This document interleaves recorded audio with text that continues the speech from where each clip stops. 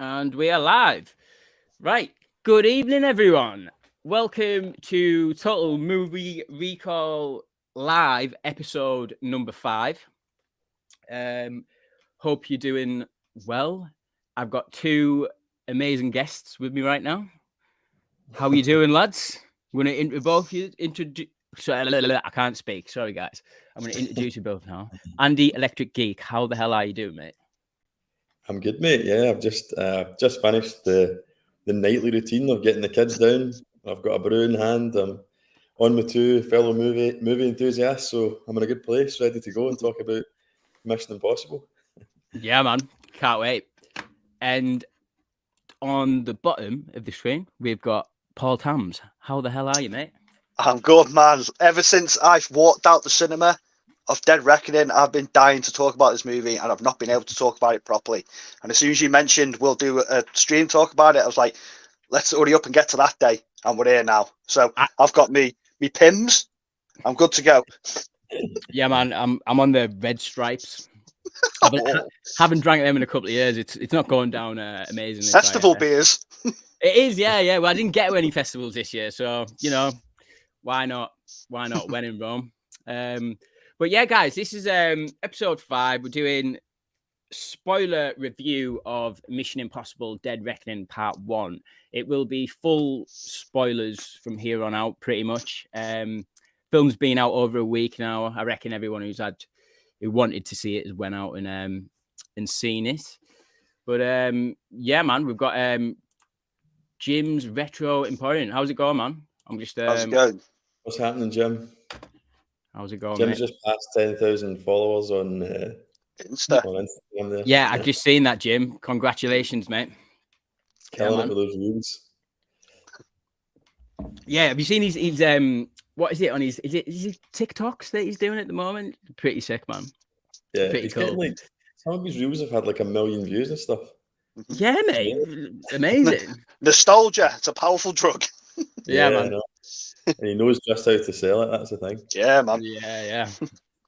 But thanks for coming on, lads. Pleasure to have you on.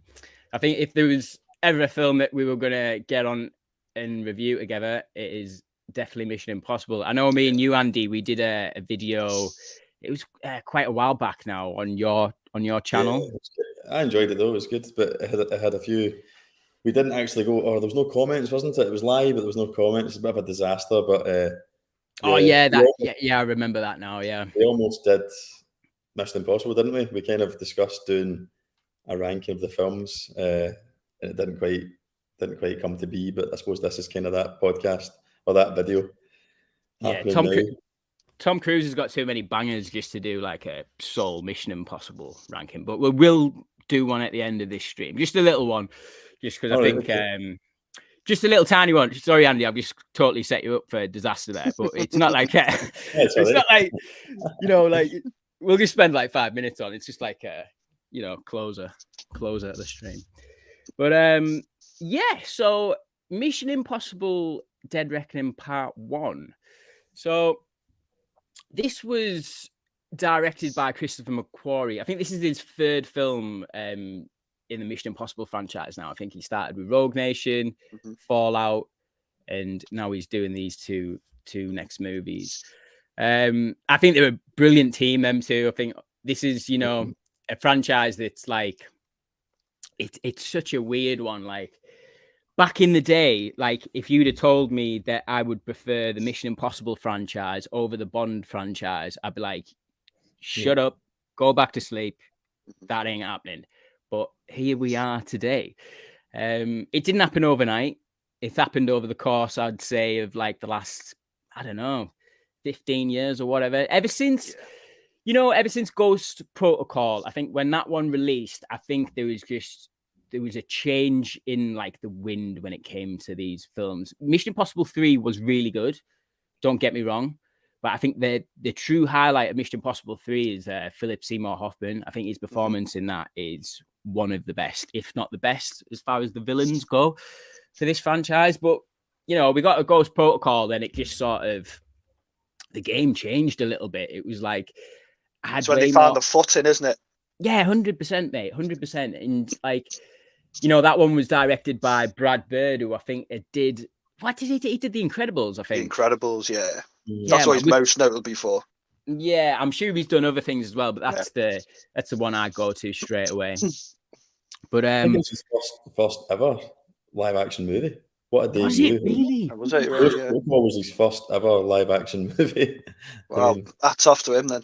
Yeah, that is crazy. That is crazy. If I'm not mistaken, I might be wrong here. I think he went on after that to do Tomorrowland, which was like a Disney film, like a live action Disney film, and I think that ended up at George Clooney in our new Batman. But yeah, man. I think that one bombed. But yeah, then Ghost Protocol came and went. Then we got into Rogue Nation with this new team that he's set up with Kristen McCory. I'll say that name wrong, Austrian. I'm sorry, lads. But McHugh, yeah. McHugh, is that what it is? Oh, yeah. But yeah, man, Rogue Nation is like, that really changed the game for me. That was like, I remember seeing that in Manchester in IMAX by myself. Like, that was Didn't Rogue Nation come out around the same time as a Bond movie as well? Yes, Spectre, I think it was. Yeah, so I remember watching both of them the same year, thinking, how is this film better than a Bond film? Well, that was the turning point, Paul. Like, that was it. Like, that's when, like, you know, I came out of Rogue Nation, and I think you're right, it was either the same year or very close to each other that Spectre came out. And as far as Spectre goes on the Bond front, like, that, it's not my favorite, if I'm being honest. It might actually be, I don't know. I need to revisit Spectre. I need to revisit it. But yeah, that was the turning point for me. That was like, oh my God, I think I've just jumped ship. I've jumped ship, and I'm now on the US of A island supporting Ethan Hunt, and I've left my own country. I've left England behind and Bond. But Sod the MI6, I'm going MFI. Yeah, man, I'm going down a number. Right, that's it. But yeah, we have Rogue Nation, and that it just felt like a whole different kettle of fish, that one again. Like, I think that the thing is with this franchise, from the entire franchise from 3, let's say from 3 onwards, though, solidly, they've just got better and better and better. Like, and you know, where are we now? Like movie 7, and it's just like, how are they still getting this good? I don't think this one is best by any means, but we'll certainly get down that road. But yeah, my history with the franchise, like, it, you know, like, it started way before that. Like, Andy, you know this, we were talking about it the other day, like, Mission Impossible 2 is a special movie for me. Like, I can't lie. You know, like, I had a VHS collection back in the day, and one of them movies was MI2. Like, that was a mainstay. But yeah, sorry, my dog's. Sorry. What is that? I tell you what, I'll let someone else take over from me a little bit, but I'll get back to Mission Impossible 2. Andy, what is your history with the Mission Impossible franchise? And I'm just going to mute my mic. Ellis's dog's got someone over, I think. Mission Impossible for me, right from the beginning, I remember, I think it was a VHS rental from like Blockbuster Video. Like, my dad had rented it or something like that, and I was watching it the morning after. So my mum and dad had watched it in the evening, and I'd get a hold of the video in the morning when I woke up and watched it, and didn't understand any of it because it's got a pretty, you know, I must have been 10-year-old at the time, 11-year-old watching that in 1996. Quite a complicated story anyway, even watching it as an adult. So I didn't get it, but you know, was sucked in by the kind of the charisma of Tom Cruise, and then that's exactly what I thought. No, Jim, enough of that. It's not for kids, this stream. So sucked in by the charisma of Tom Cruise, and I always remember where is everyone? Are you there, mate? Am I the only one? We can see you. Oh, are you there, Andy? I can still see him. I know I can still see him. Andy. Oh, there he goes.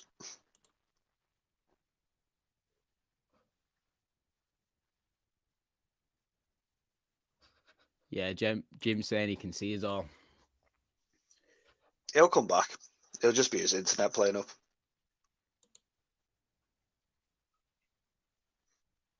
Right, he will be back. He'll be back.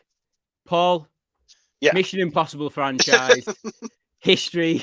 Let's hear it. Third time lucky. Yeah. Third time lucky. Come on. Yeah, so the first movie, like Andy was just saying, I remember my mum's a big Tom Cruise fan anyway, so she used to fancy him when she was younger and he was younger. So she rented it out. I remember watching it, like Andy didn't really, I liked it, but it was a sort of a difficult movie to follow for a 10-year-old. It wasn't until, like you said, MI2, because we're all around the same age. I don't mean Andy a bit older, but MI2, I remember going to the cinema to watch it. And it was when I was into like me metal music and all that. So obviously Limp Bizkit is on the soundtrack. And I remember watching the video for that, Take a Look Around, and it was MI2 was all over it. And that made me go watch it. So as much as I liked the first movie, and I think the first movie is better than the second one was where I really become a sort of Mission Impossible fan, if you like. And then I started watching them from there. But it wasn't until Ghost Protocol that then what I said at the start, like it wasn't until Ghost Protocol I was like, I'm into these movies now, because I think the first three are so disjointed from each other. Yeah. Like they're three completely separate sort of different movies within the same franchise, that it took a while for me to think, oh, I'm now a fan of these movies. So Ghost Protocol was the first one I was like, I love these. I'm in with the Mission Impossible movies now. But 2 was probably the one where I've got a lot of memories with number 2, like you, Ellis, because I was sort of just hit me at the right time. Yeah, Mission Impossible 2, like I'm not gonna like argue it's a good film. I would say it's a good John Woo film, but like I've got bags of nostalgia when it comes to that film. Like you say as well, with that Limp Bizkit tune as well, like you know, big skateboarder back in the day, so like a bit of Limp Bizkit wasn't out of the question at all. But Andy, now you're back, mate. Let's get back into your sorry about that. I think no, it's fine. My Wi-Fi's a bit dodgy in these streams for some reason, so I'm running off the phone now, so hopefully it'll be all right. But yeah, so I watched the first one on VHS, and fuck it, I'll just embarrass myself. I remember as a young boy, after watching it, hanging on to the side of my couch and pretending I was Tom Cruise on the train at the end. Like pure like acting, like I just was like sucked in. I love Bond and all that. Yeah. Loved all the stunts and all that. And then when Mission Impossible 2 came around, kind of similar to what you guys were saying, I was 16 or I just turned 15 when that hit the cinemas, and it was actually the first 15 certificate movie I was old enough to go and see. I think I was the same, Andy, you know. Yeah. And I feel like it was one of the first 15 movies I've seen.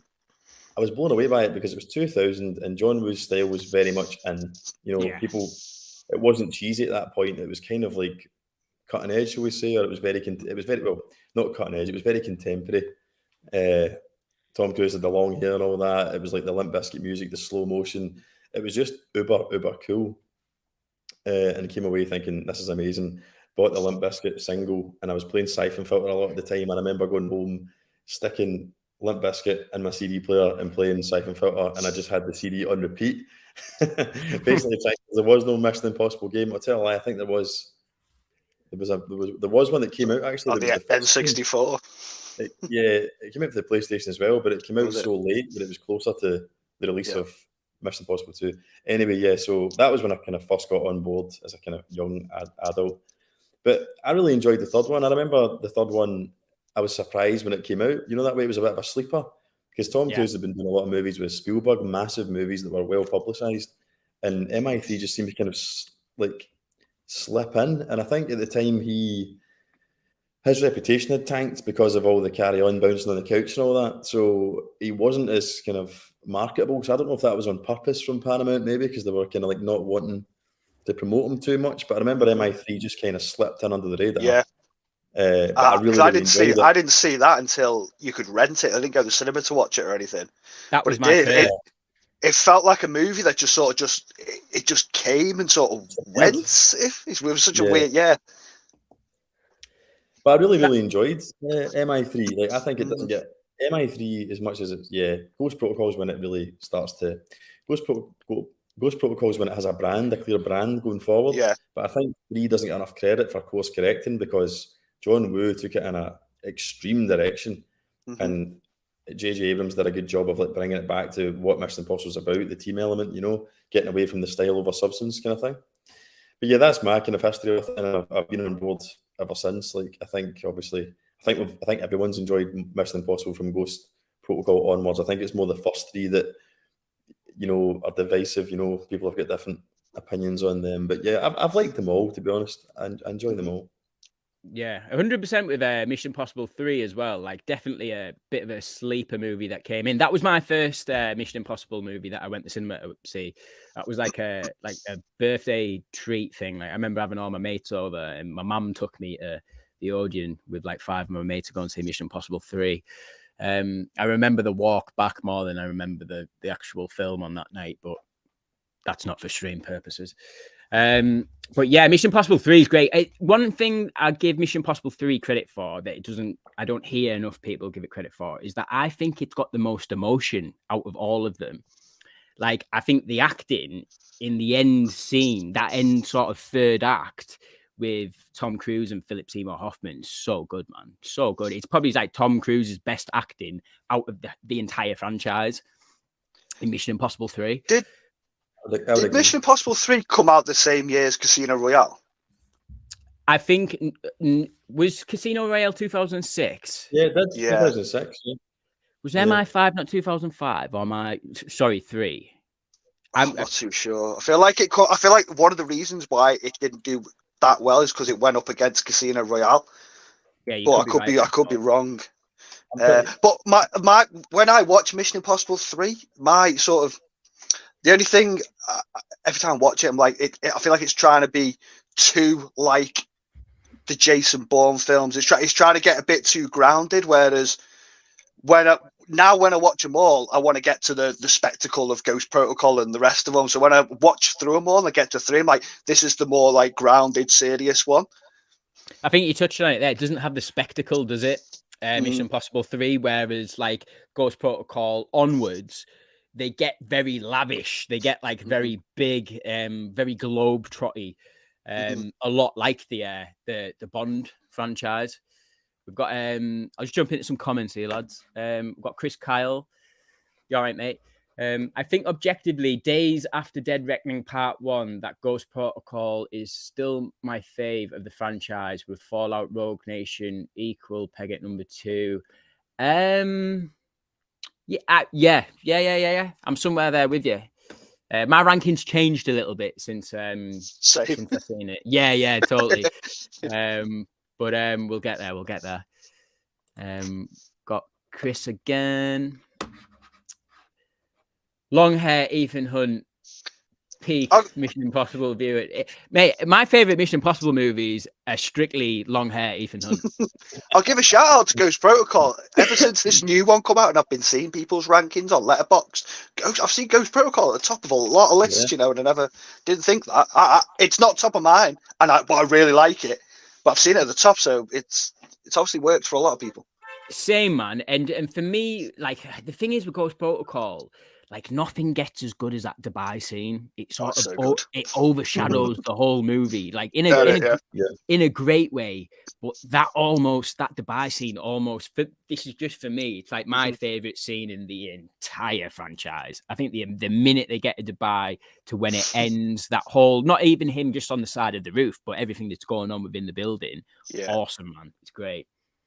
But we've got Gareth here. How you doing, mate? How's it going, man? Yeah, Dasties, what's happening? Can I just interject here, guys, and say, what's the signal like? Because it's really it's breaking up a lot on my end. I'm just wondering, is it me, or is it okay for you guys? You are breaking up a little bit, Andy, but it's not like you're not lagging too much. You're a little bit pixelated at the moment. I can hear you absolutely fine, but you sort of just jutter, the video's a little bit juttery. Right, okay. That's kind of the same. It's the same for me. Like, you guys are lagging well behind video-wise, but you're all right audio. I might try jumping back onto my Wi-Fi. Yeah, that's fine, Sorry, mate. just crack on and I'll no worries, mate. But yeah, man, like, you know, like Mission Impossible 3 as well, Paul. Like that's J.J. Abrams. Like, he's really good at like starting rebooting these franchises, man. What was it? Star Trek and Star Wars. Yeah. And he done a great job with both of them. Yeah, I like MI3, I really do, but that is the only thing that sort of at the time when I watched it, when it first came out, I loved it because I'm aware of the others now. Every time I go back to revisit, I'm like, oh, this is the more serious. It's almost like they course corrected and they started putting things in place, but it wasn't until Ghost Protocol where then things were now in place and here's where we're going. Yeah, and like, you know, Andy was touching there, you know, like Tom Cruise, like personally, like I think was going through a lot of changes from MI3 to Ghost Protocol. You know, he went from jumping on couches to jumping off cliffs. Like, and we want him jumping off cliffs, man. But yeah, it's, you know, this franchise, it's one of them staple franchises that I have to go to the cinema to watch. Absolutely. No, yeah, absolutely. Like, there's no messing about there. Like, it's an event movie for me now. Yeah, 100%. So it's not a movie that I've graduated my girlfriend to go and see yet. She still wants nothing to do with it. That's cool. That's fine. She hasn't. She still sees Tom Cruise's 2005 Tom Cruise. Okay. If you know what I'm saying. I'm going for round 2 on Wednesday with my missus. She was a bit miffed that I went to watch it without her. So, oh, really? Oh, yeah, is your missus into them ones? Yeah, she likes the Mission Impossibles, yeah. You know what, as well, and good reason as well, because this new film has got some great women in it as well. Like 100%. Strong female character, but they get it right. Right. So, Mission Impossible, Dead Reckoning Part 1. What did we all think? Andy, we'll go to you first. Overall, just did you enjoy it? Did you have fun? Dead Reckoning Part 1. What did you think, mate? Yeah, absolutely loved it. So the guy that was commenting on the stream, Chris Kyle, is a mate of mine, and that's who I went to see it with. So I've seen it. Is that Sniper, by the way? Yes, I didn't want to blow his identity there, but oh no, shit! Sorry, mate. But it wasn't me. It wasn't me, Chris. It wasn't me. So sorry, mate. Come at me. Yes, we went to see it. Both big fans. We like going to see the IMAX and stuff. So we went to see it in IMAX, Silverburn. Just an absolute spectacle, like amazing. But I don't even know. It's difficult. I think it's difficult to talk about it because it's like, you know, it's just amazing. It's like it's the same formula. It's like Bond. It's like the Bond films years ago, but they just keep delivering and somehow outdoing themselves. Although I will say with this one is that it is obviously a franchise, and it's a 5 out of 5 for me, right? Because as an action film, as a summer blockbuster, it's exactly what you want, right? It doesn't. It might have some shortcomings, you know, sometimes some bits of the writing and stuff like that, maybe. But it's a kind of spy thriller, you know. You're not expecting every bit of dialogue, every bit of writing to be fantastic because you forgive it that because the spectacle and the excitement, you're on the edge of your seat, you know, and a lot of it is the fact that you know you're watching all these actors, Tom Cruise especially, perform this stuff for real. That's what gives it. That's the difference over these films and the Bond films, basically. But yeah, I thought they were great. As you say, this is the strongest one for characters because since Ghost Protocol, I suppose since the beginning, but over the Christopher McQuarrie films especially, they've been fleshing out a really good roster of characters, of IMF agents, and this film benefits more so than any of the previous ones with how kind of diverse and strong the cast is. So I would say this one's the strongest for just how many players it has in it. But the only one thing I'll say is that it's making a rod for its own back, and the stunts are building up, you know, like the Burj Khalifa hanging off a plane, but you know, dangling off a helicopter, doing a halo jump. Eventually, he's going to run out of things that that he can physically do. Yeah, they're equally as impressive, you know, and maybe even more dangerous. But they're more dangerous from a technical point behind the scenes, and it might not transfer as well over to the screen for the average punter to take in. He's not going to appreciate the danger of it, the same, that it's more dangerous than the previous stunt because it doesn't look as good on camera, kind of thing. And I would say this one suffers a wee bit of that for me, and that's my only gripe. Is just that, like, the train at the end was amazing, but it was like, is it the Burj Khalifa though? Is it hanging off a plane? It's like, is it quite as like exciting? But that's it. But as a whole, as a package, story, the tension, there's more tension and edges of seat stuff in this one than there is across the other ones. But yeah, I loved it. I can't really fault it. The only reason I'm mentioning those little points is because it's the only thing I've got to say, because otherwise it's perfect. It's perfect for what it is as an action blockbuster, Paul, do you want to go next, mate? Give us your overall opinions, thoughts on the movie. Just a quick, sure, man. Quick sort of summary. Yeah, man. I mean, I'm going to be echoing a lot of Andy's points. It's a 5 out of 5 movie for me as well. A lot of people, you can give it 5 out of 5. Is it perfect? No, but it did exactly what it sold, what the film was selling. It done, and what I walked into to watch, I got. So that's how I sort of review and rate movies. If I've walked out exactly, that's exactly what I wanted from that film, then I'm going to give it the top marks. It's like Andy said, it's an amazing action summer blockbuster. Edge of your seat stuff. Yeah, I was giddy through scenes. Andy, you were just saying there about like the stunts. It's quite weird. Like, I love the stunts in Mission Impossible. And the bike one was the big selling point of this film because we've seen it all in the trailers, which now I've seen the film. I wish we didn't, but they had to sell it. Yeah. But here's what it is. Yeah. But my favourite part of the whole film, for me personally, was the Rome car chase. The whole scene, I was just giddy. I was just laughing. I was excited. I was laughing. I was just in awe of the movie. I just thought it was shot well. All the women characters in it every character in it was awesome. I loved it. It's my favourite film of the year so far, easily. I walked out the cinema on cloud 9 after walking out of Dead Reckoning Part 1. If I had to find a gripe, my only gripe, and I felt it when I was watching the film, there was quite a bit of exposition dump in this one, which they normally do as the action's going in the others. In this one, they sort of grinded the movie down for like a 10-minute, right, here's what we got to do now. And that's it. That's the only sort of part I remember watching the film going, they could have trimmed this down or done it in a different way. Yeah, 100%, man. I think for me, I really liked it. I didn't like flat out love it. It's a 4 out of 5 for me, which might seem low, but to me, it's still a good score. I just think that it's a testament to how good this franchise is. That there's just been a couple of other ones that have just done it a little bit better.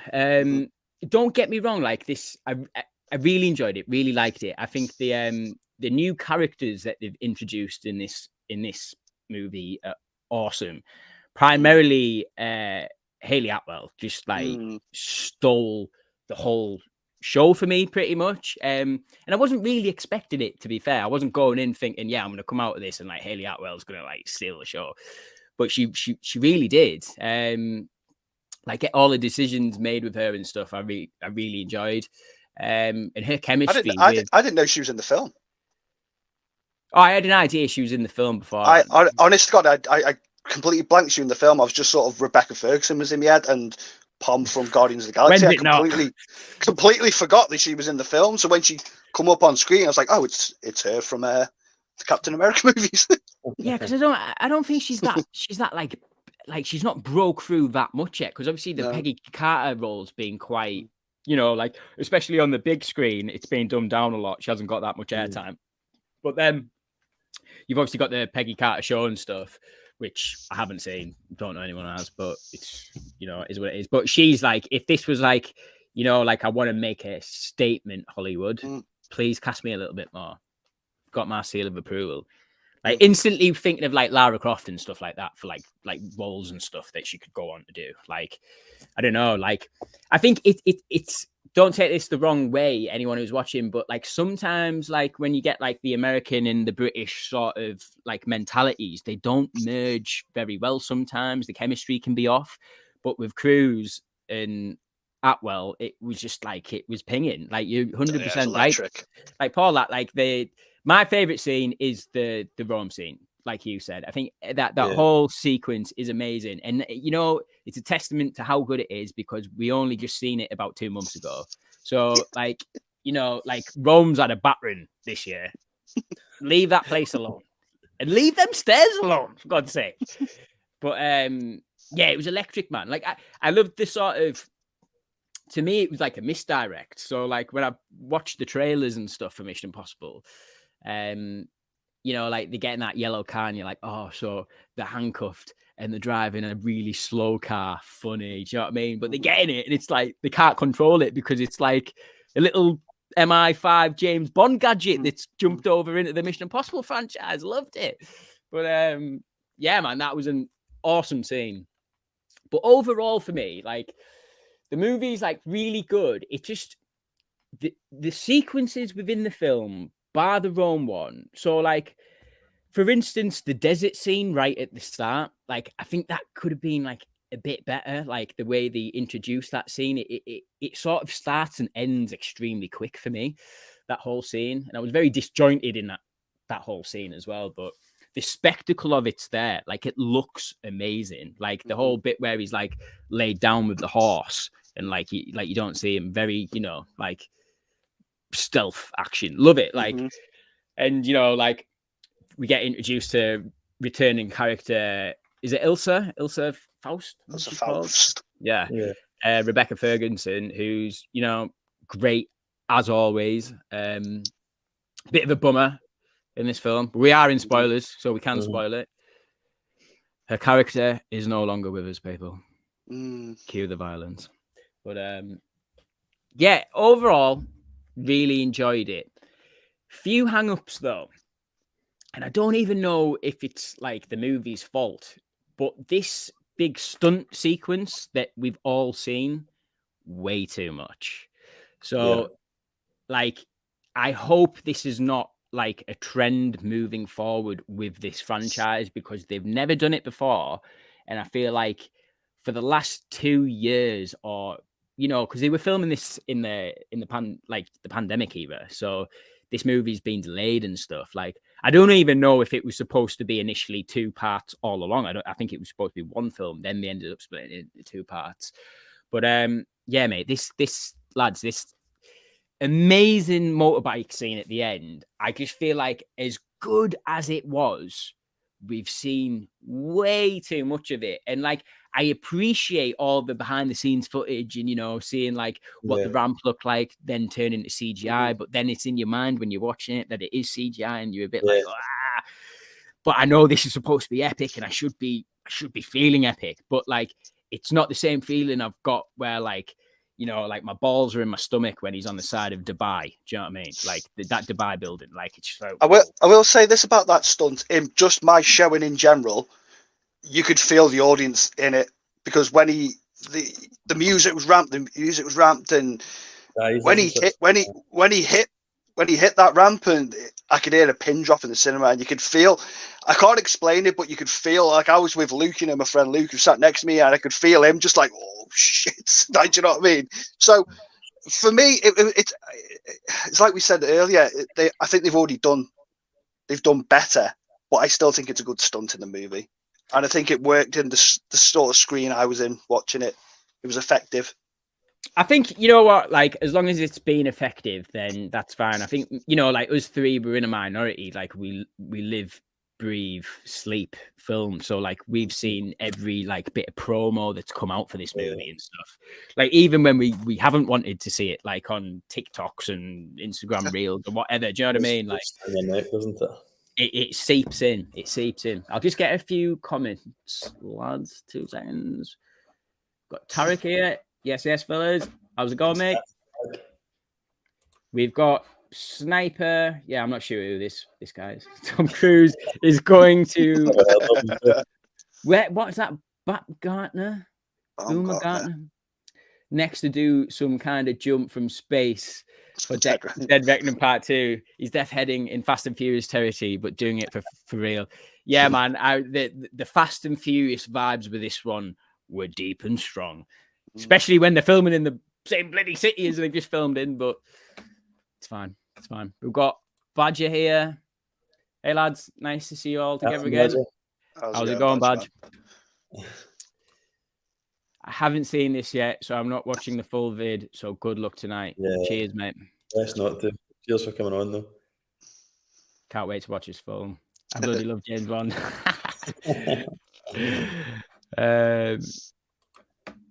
But yeah. What else? So yeah, like overall, really enjoyed it. I think I enjoyed Fallout more, Rogue Nation, and I would probably say Ghost Protocol now. I've had a bit of time to think about it. But yeah, man. So like it sort of like opens up with this submarine intro, which I thought was quite eerily fitting for the time. I thought that as well. Yeah, I was like, oh dear.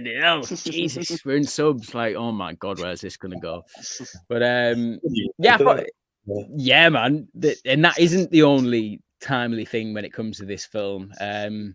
We'll get onto like the overall villain / MacGuffin in a little bit, but I really like this intro, the submarine intro. I wasn't sure where it was going to begin with.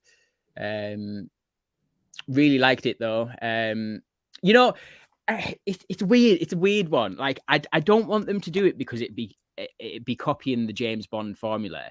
But I would love like you know at the start of Rogue Nation where he's just like he's halfway through a mission and he's just jumping on a. Mm-hmm. I do like them sort of intros to these missions. Cold openings, but like on a mission somewhere. Yeah. I know they've sort of adopted like the last couple of movies where like he gets an envelope, or for this instance it's the pizza delivery guy who comes in and gives him the mission, choose you wish to accept it. I don't know about you guys, but this pizza scene where he's like, oh, what did he say? Oh, you've made the right decision, or you've made the right choice. Yeah. I was getting like Nick Fury vibes from Tom Cruise, Ethan Hunt in it. So I was like, you know what? Like where you're at the moment and the age you are, in a couple of films' time, I could see you taking sort of like a backseat role and being like the Nick Fury. That was the plan, wasn't it? Jeremy Renner was supposed to take over. Was that the plan? Yeah.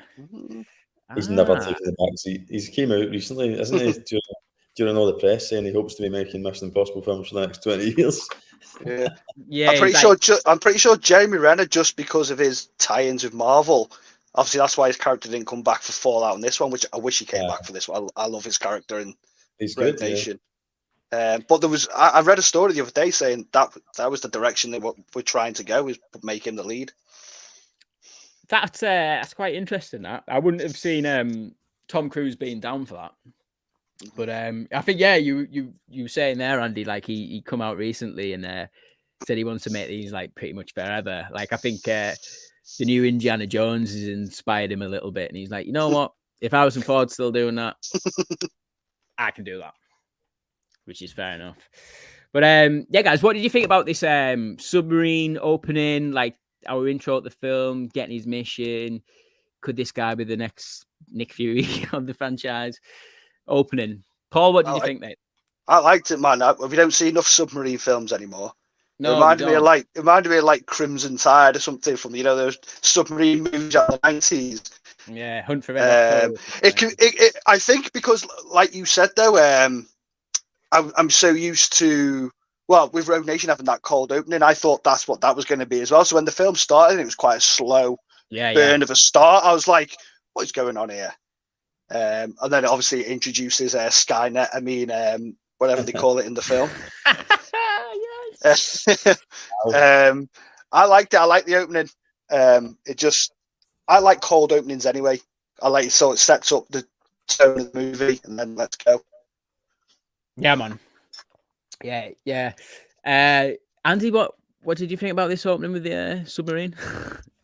Yeah, good. Like, I was kind of indifferent. Like, I wasn't like Do you know what I mean? It was when you go in to watch the rest of the film, it sets up what the kind of villain's going to be, what the big bad is. I thought it was quite well done. I kind of called it as it was happening. Like I realised that they were fighting themselves. It was a Skynet moment, as you said, Paul. But no, I like that. And then I thought I really enjoyed the nostalgia of the mission acceptance bit thereafter.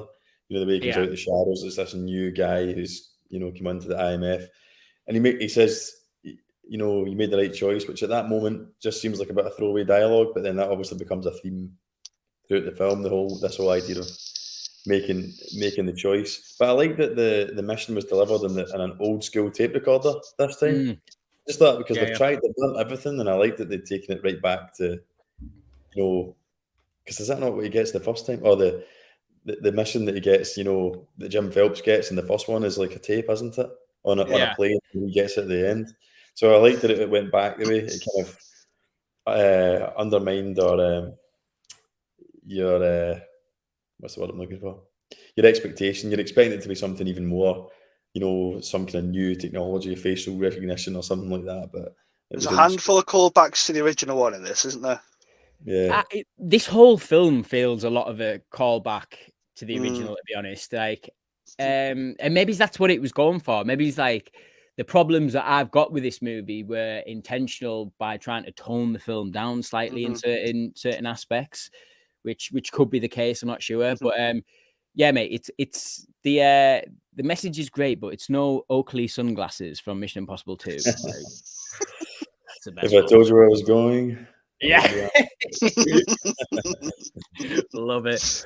But yeah, great sort of great opening, sort of great cold opening with the submarine and stuff. But after that we get is it he infiltrates MI5 itself, I think, or we've sort of seen this character in the trailers with the cool like goggles on in the mask.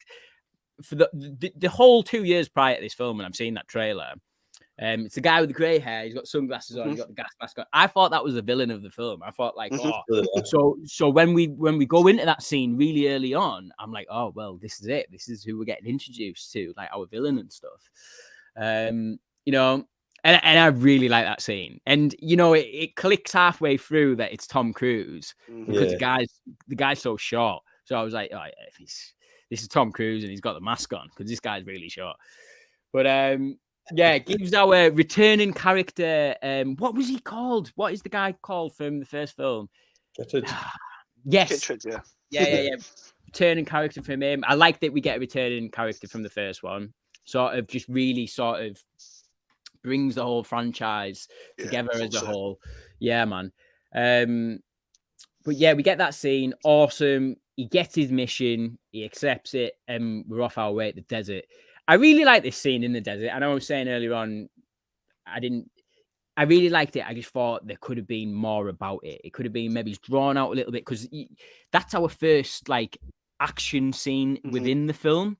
And it just starts and ends very quick for me. And because it's the desert and we're very like, everything looks the same environments and stuff. There's not really much to like take your eye and point it somewhere else sort of thing. I don't know. Like, we've just seen it in John Wick 4. This is the problem. This is the problem. But yeah, guys, what did you think about the desert scene and our reintroduction to Ilsa, played by Rebecca Ferguson? Paul, we'll go with you, mate. Sorry. Sorry. No, you're right. I loved it. It reminded me of Metal Gear Solid 4. Anything that reminds me of Metal Gear Solid, I'm all for. Yeah, man. I like this scene. Again, like I just like desert scenes in movies. Mad Max, when they do it in John Wick. I like bringing back Rebecca Ferguson. She is one of the hottest people on planet Earth, actors and look-wise. Yeah. So I'm glad she come back for the role she had in the film, which obviously we said before she ends up getting snuffed in the movie. But yeah, I like it. It was a good way of bringing her back. Obviously, she was off the grid. She's on. Isn't she like a bounty hunter or a hitman or whatever you want to Well, yeah, there's been a couple of years where obviously she's been up to some like mad shit, but obviously she's got like the other half of the key that they're all searching for. Yeah, I liked it, man. I like it. Was a good scene. I like the shootout. I like AK-47s. I liked it, man. It was like you said there, well, if it is a little bit, there's a part towards the end of the scene where it's a bit disjointed, where it jumps from one bit back to the other. I'm like, it's sort of like a red herring sort of thing. I get what you mean, because I was like, if I can remember, don't they pretend she's dead and then it cuts to something else and then comes back and. Yeah, I think with the scene, it's intentional, like the disorientation.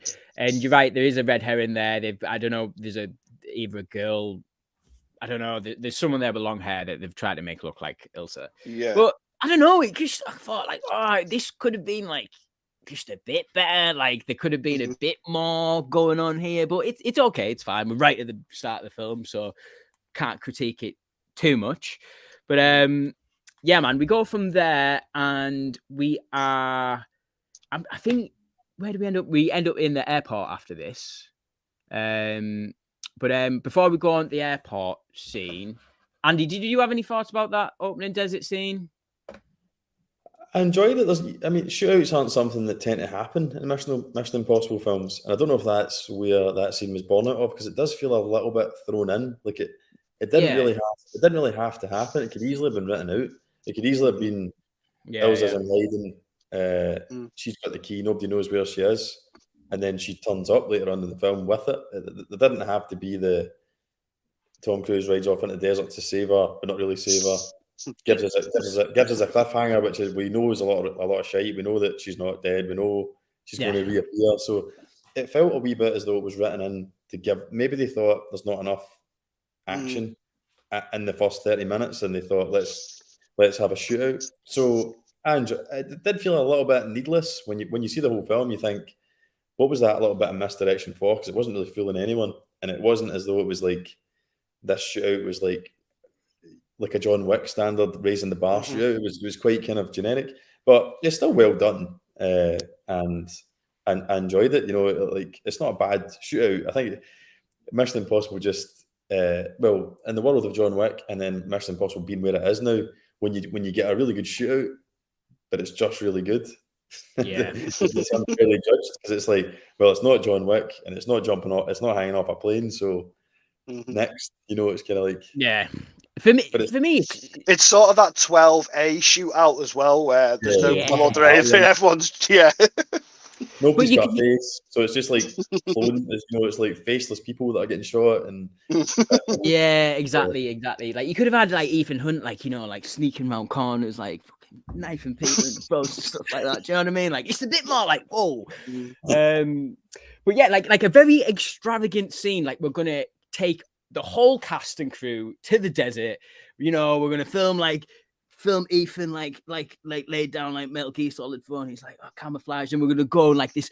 Ilsa looks awesome. She's got an eye patch on and like a sniper rifle. It's like half the size of it. Like we're gonna and it just doesn't really go anywhere. Do you know what I mean? It just sort of comes in, then leaves, and you're like, oh, that's so. But it looks cool. It looks cool, yeah.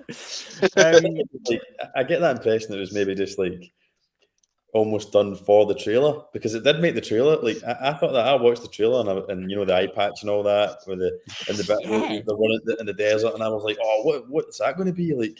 That seemed like a massive stretch from, and then it was a bit hollow when it actually happened. But and that's the only reason why I want to highlight that scene, because it just I think from the trailers and stuff, like especially me, and it sounds like you, Andy, as well, like we were getting hyped up for that little scene, like, oh my god, Rebecca Ferguson looks so cool here, this is going to be balmy. But hey ho, I'll just get an eye as well. Did you say that again? I thought she'd lost an eye, so in the trailer like, what's happened to her? So I thought, we're going to get something like really cool is going to happen to her, but then obviously it's still cool that it's obviously like she's gone full snake. Yeah, but like that's what I was thinking. That whole scene was Metal Gear Solid.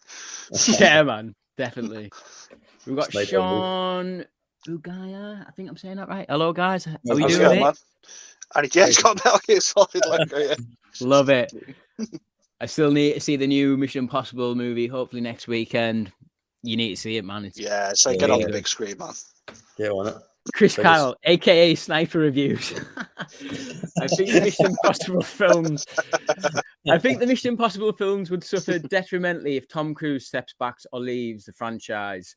He is Mission Impossible. He is literally the last box office film star. I agree. True, man. Spend the money, I think so. We've got another one from Sean here. I do have my own YouTube channel called Sean True Movie Fan, where I talk about movies. Anyone interested, we'll get on it, mate. I'll get on it straight after the stream. Part 2 is already in production. Yeah, man. Weren't they saying this is Part 2 coming out next year? I think it is. Next year, yeah. All right. Well, this is a bonus. We haven't seen any stunts from Part 2 yet, so they might have learned the lesson from Part. That might be it, because they're probably going to space, and he's going to jump from from the moon to Mars somehow and be sound. They're probably just keeping it all under wraps for this one. They've learned the lesson from Part 1. Got Sean again. I believe that all the Mission Impossible films are great. They are indeed, including Mission Impossible 2. Can you imagine Steven Seagal being in the Mission Impossible? No, I don't want to. That would have no positive effect whatsoever. God no. God no. Maybe, do you know what would be funny? You could have some funny cameos in Mission Impossible films with the face tech. You could get a laugh out of it. You really could. That's a great shout. You could get Steven Seagal appearing, and then it turns out it's Brosnan. Yeah. I still think I would pick someone else other than Steven Seagal, but you could get some funny cameos. Nick Frost, for example. You could have Nick Frost, but put Simon Pegg, things like that. Yeah. Surprised you haven't done that yet. I think you're on something there, Andy. Yeah. We've got Scottish Geek Guy here. This is the last comment we've got here. Guys, can't watch the live. Haven't seen it yet. What are you doing, man? But what you been doing all week, mate? You on holiday or something? Yeah. Thanks for coming along and saying hi, Scottish Geek Guy. Much appreciated. But right. So next we get into another. I'm going to seem like a proper negative Nancy here, but I'm just going to go for it anyway, right? It's similar problems with what I've got with this desert scene, and it's the airport scene. Right. Really love this scene. Really enjoy it. But what sort of happens in this scene? What happens? There's just a lot of arm grabbing and moving from one side of the airport to the other side of the airport. There's no action that goes on here. It's very espionage, very stealth. I think that's what the point of the scene is. It's you don't know who's the good guy, who's the bad guy. You don't know if Hayley Atwell's helping them, against them, and they just. I think it's setting up her character. I think that whole scene is setting up who she is as a character. Fair enough. Don't get me wrong. I enjoyed it. I didn't enjoy Tom Cruise's big panda glasses. Get some smaller sunglasses, bro.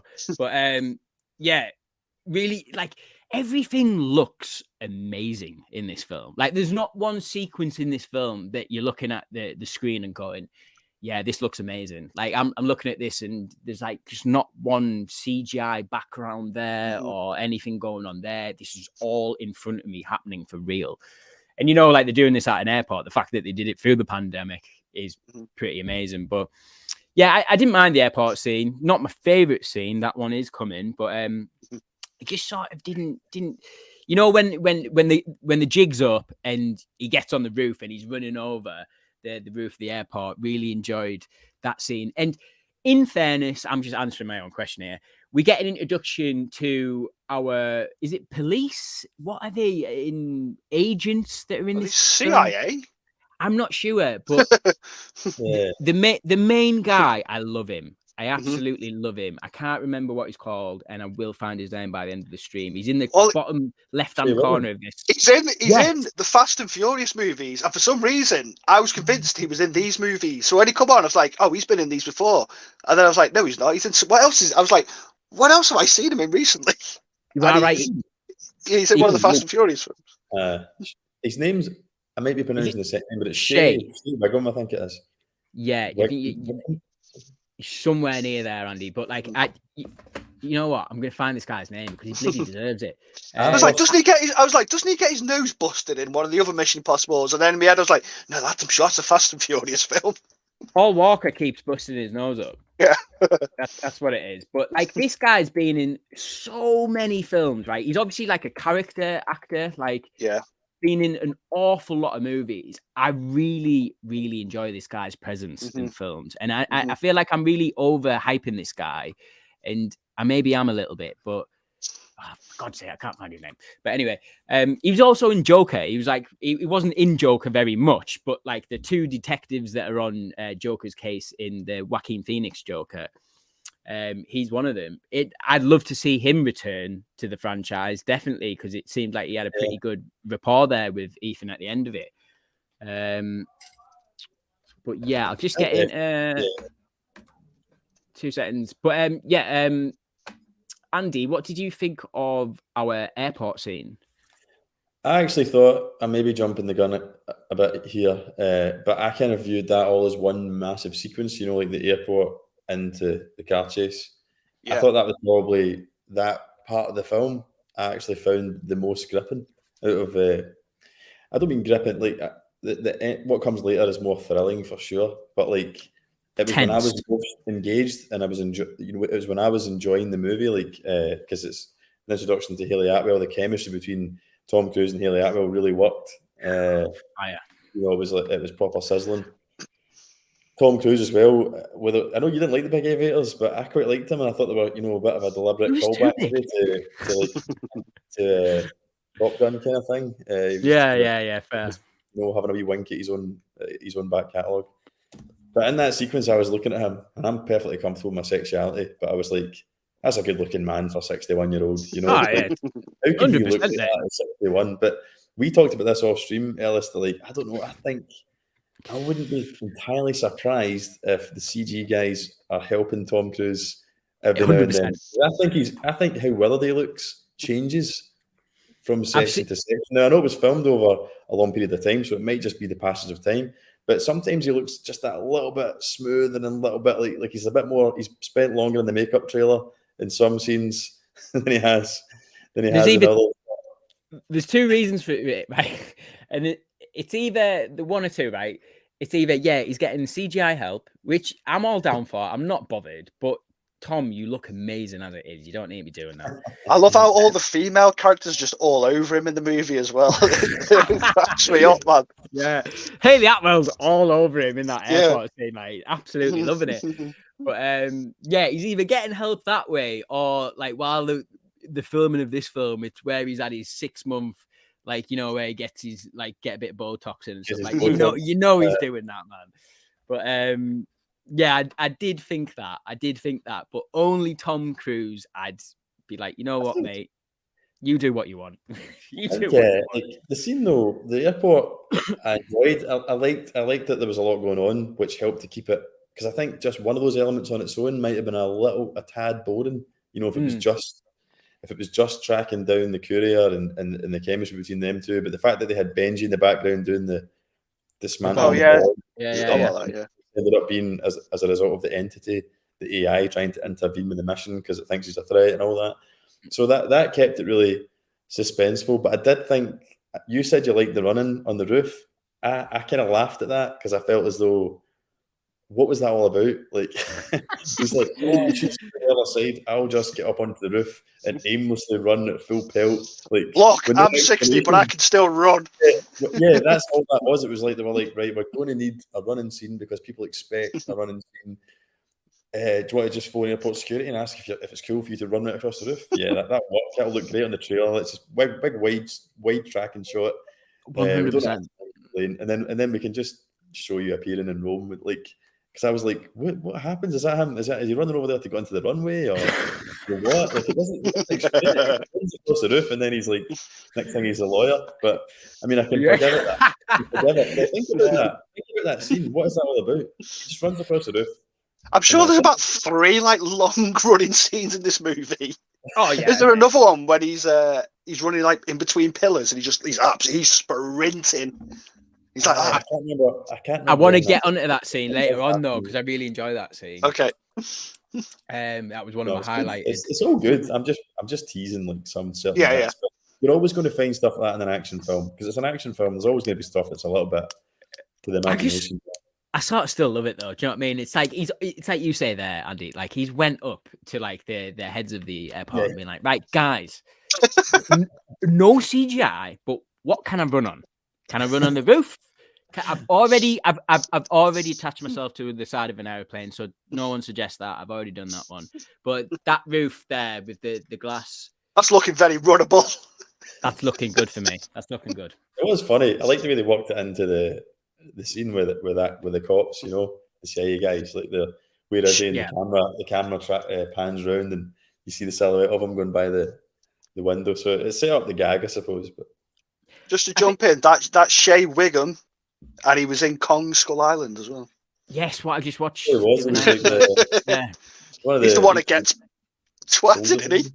He's good in that though. He's good in that. He's good. He's good in everything. Yeah.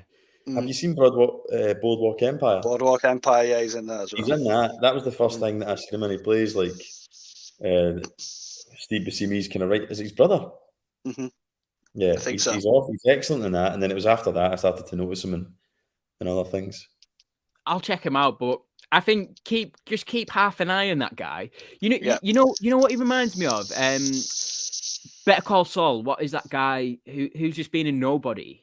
You know, like what is his name? What's his name again? Bob Oaken. What is it? Bob Oakenfield. Odenkirk. Odenkirk. Yeah, that's it. Yeah. Well done. He gives me that energy. Do you know what I mean? I feel like we're going to see him in 5 years and just pop up in some like gnarly little like revenge thriller. Yeah, like a Taken. Do you know what I mean? Then he'll just ruin his career with 45 of them. But we've got Sniper here again. Listen, guys, let's get down to what everybody wants to know. What Ethan Hunt run to do feel is his best from the entire franchise. Mine personally, MI3, the big one shot along the water. Yeah, is that where he gets like there's a bomb that explodes and he gets like battered against the car? He doesn't mean that. He means at the end when he's trying to track down, trying to find out where Julia is, and he's in Shanghai. And he runs right along like a canal. That all the way. That's awesome. Very good. Very good running scene because it's got a lot of emotional depth behind it as well. Top 10 MI running scenes. That's the thing. Like, you could do a top 20. There's been that much running in the. Hey, mate, that's a 9-hour stream all day long. Like, there's a 10-minute YouTube video, all Tom Cruise's running scenes in Mission Impossible movies. I was trying to find like a video for the background on my TV. I should have just found a continuous loop of him running. Man, he's been running for a long time. Mate, he's been running for the last 20 years and he's not slowed down. He's just got faster. Like, but I think he's starting to. He puts on the motion of a full sprint, but he's not as quick. But to be fair, I mean, I critique, but I struggle to get out of bed in the morning. So. Yeah. Apparently, he trains 4 hours a day. If you believe his interviews and stuff, so I believe it. 4 hours, 4 hours a month. I mean, 4 hours a day. It's why it's like for a guy that looks that good. Like, come on, like, don't CGI. You don't need to go down that road yet. Not yet. No. But right, so we come out the airport scene, and as Andy mentioned earlier on, we are now in Rome because we end up all getting on flights to Rome. And we meet the lawyer, Ethan Hunt. This was a bit like, oh my god. I liked it though. I was into it. Like, you know, he turns on, he's got his suit on, he's got his glasses on, like, hello. But yeah, this is like our prelude to the best scene for me in the film. Right, let's just get into it. What did we think about this Rome scene? Paul, we'll go with you first. I know it's your probably favorite scene of the movie. Yeah, it's my favorite scene in the movie. I'm a sucker for car chases anyway, especially if they're done as well as they do them in the Mission Impossible movies. I did think what you said, though. I'm sure I've just seen this in Fast and Furious. They do it better in this. What I like about this scene is how it's filmed. They use the same techniques that Matt Reeves did for the Batman, where they had the cameras on the side of the car so you could see it from that sort of like POV. I'm not saying it hasn't been done before, but the Batman was where I first sort of took notice of that technique of how they film car chase scenes, and they used it in this. So that's one of the first things I noticed. I was like, oh, that's like what they did on the Batman. I just liked it. The cinema, the screen I was in, the surround sound was fantastic. So all the cars sounded amazing. The music was pumping. I loved the introduction of Pom's character. I can't remember her name in the film when she was in that big, I don't know what the hell you want to call that, like a big 4x4 Humvee thing, yeah, where she was just like screaming at them to chasing them down. I liked it. I loved their dynamic together, Hayley Atwell and Tom Cruise. I think when you're doing a good chase scene, you've got the two characters in the car and they're riffing off each other as well. You've seen it in films for like Lethal Weapon, Bad Boys, stuff like that. I love them, that sort of dynamic in car chases as well. I thought it was great. I was grinning the whole time with the scene. I was just exhilarated by it. I'm a sucker for car chase scenes, and I think Mission Impossible's got a few in the bag, and I think this is my favourite one. Yeah, I think you're right there. Definitely works for me in every aspect. Like comparing it to the one from Fast X is just a bit like, oh, yeah, one definitely did it better. Like even down to like being on the same stair set. Andy, have you seen Fast X yet or not? No, I've not seen any of the film. I haven't really seen them from about 6 onwards because I'm not in. I've tried actually watching them, and I just go on my phone because they're so like shy. I just can't get into them. I'm not really a petrol head anyway. I'm not big into cars. I like car chases, but if they're tastefully done, not. I just, as soon as I think of the Fast and Furious, I just think cheap. I just think, that way, but not cheap as in budget, but just tasteless. And I don't, you know what I mean? I think they're tasteless movies. You're killing me. Maybe I can't say that because I haven't actually seen them. So how can I say something's tasteless when I haven't actually seen it? But from what I have kind of seen, I'll maybe get around to it at some point. But yeah, I'm just in no rush. Like I don't get excited when I see. Even when the new trailer came out for Fast 10, it didn't make me go, oh, I need to go and watch those ones so that I can go and see this. Just not interested, man. But I'm not surprised that this does it better than, well, going by what you guys are saying anyway. I wish I hadn't seen that chase in Fast X. Or I wish I'd have seen them the other way around now. But because it did take away from me. Like as good as it is, like Paul, like being on them stairs and like looking at that scene and being like, like the fact that we're in Rome, yeah, fair enough. But the fact that we're on this very same staircase, it's got to be coincidental, though. Surely it's just pure coincidence. They were filming it like pretty much the same time. They've got to be because it was both crazy, isn't it? Both through the pandemic. Like there was a couple of shots in this Rome sequence where. I don't know whether it's before they get in the yellow car or after, but they're held up basically, and it's Hayley Atwell and Tom Cruise, and they're both handcuffed together. And I don't know whether Tom Cruise is behind Hayley Atwell, but like it almost looked like, oh, I wonder if this was like peak COVID times and they weren't really here because one of them looks a bit weird with the background. It was the only scene in the whole film that like I noticed like almost a CGI background and like it looked a bit weird with them, just like something to pick up. Like it doesn't take away from the film. It was just one of them. I think it's quite interesting with all these films that got made in the pandemic to notice, was this affected? The tricks. Was it affected by the pandemic? Yeah. You know what I mean? Like, is there any like inconsistencies here within the film due to that? Not that it would take anything away. It's just out of pure interest for me. But yeah, Rome scene is awesome because I feel like this is where we really get like an introduction to Hayley Atwell's character. And I know, like I see, like I'm maybe going on about Hayley Atwell quite a lot, and it's just, and I don't want to offend here when I say this, but you know, like Phoebe Waller-Bridge in Indiana Jones 5, I just thought, like, Paul, I know you were a fan of that character in that film. I wasn't. Just a couple of reasons. I thought, I don't know, just her dynamic with Indy was just like totally off. It was like, I don't know, like having You know, like when the daughter doesn't really want to go out with the dad. I'm like, oh, dad, go away. Do you know what I mean? Like, I didn't get any of that from like Hayley Atwell. Hayley Atwell just came in and it was like, you know, it wasn't like she was like some weird, like overpowered, like I'm just gonna like put Tom Cruise like in the bin sort of thing for the rest of this film. It was just like a really, really good, fiery, spicy dynamic that they both had. And like, what not better way to have like a scene where they're both in like a tiny little yellow car handcuffed together. Do you know what I mean? I will say as well, my entire audience was in hysterics at that scene. In a good way. Like, everyone was laughing their ass off at it. Just out of interest, what was your like age demographic in your cinema? Did you a mix? I was sat next to a young lad, and next to wherever like a young person sits next to him, like, oh, they're gonna do my head. Didn't move a muscle the whole film, so props to him. Mix. I'd say like, I don't know, late teens to our age. I was the youngest. There was a couple of older people as well. I've seen a couple of older couples. I don't know whether it was the screening I was at, what time it was, but like it was a proper like it was an old crowd, man. Like, what time did you go? AM. PM, but it was like early on though, like 1-2 o'clock ish, midday. When I went to watch Evil Dead Rise, I went to watch it like 10 in the morning, and I was by far the youngest person, right, in my screening.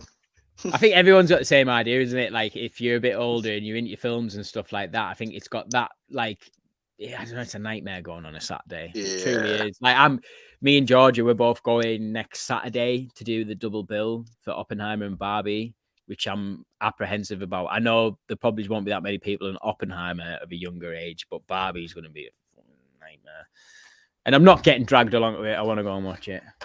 But Andy, Rome, what did you think of that whole scene and it's not our introduction to Hayley Atwell, but like, you know, like as Paul was saying, like that scene is like just firing. Like the chemistry is sizzling in that scene. No, I loved it. I can't even really remember what happens action-wise. Obviously, it's a car chase, but it wasn't, I don't think that scene you watch particularly for the action. Or obviously, well, you do, but I mean, like, but what I got the most from it was the chemistry between them two, the comedy element of it, is what I was watching it for, and the way it's done, you can tell it's shot for real, and and you can appreciate, God, he's driving that car there with her, attached to him, and vice versa. So you can appreciate the kind of filmmaking of it, but I think it's clever, like narratively and for the characters, because they meet, there's a bit of chemistry. They very quickly are trying to like deceive one another and use one another for their own separate goals, and then before you know it, they're thrust together in a car, handcuffed, where they've no choice but to like communicate and trust each other, even though they obviously don't. So it's a good dynamic, and it builds the chemistry between them, the kind of the sexual tension and stuff, and it's good.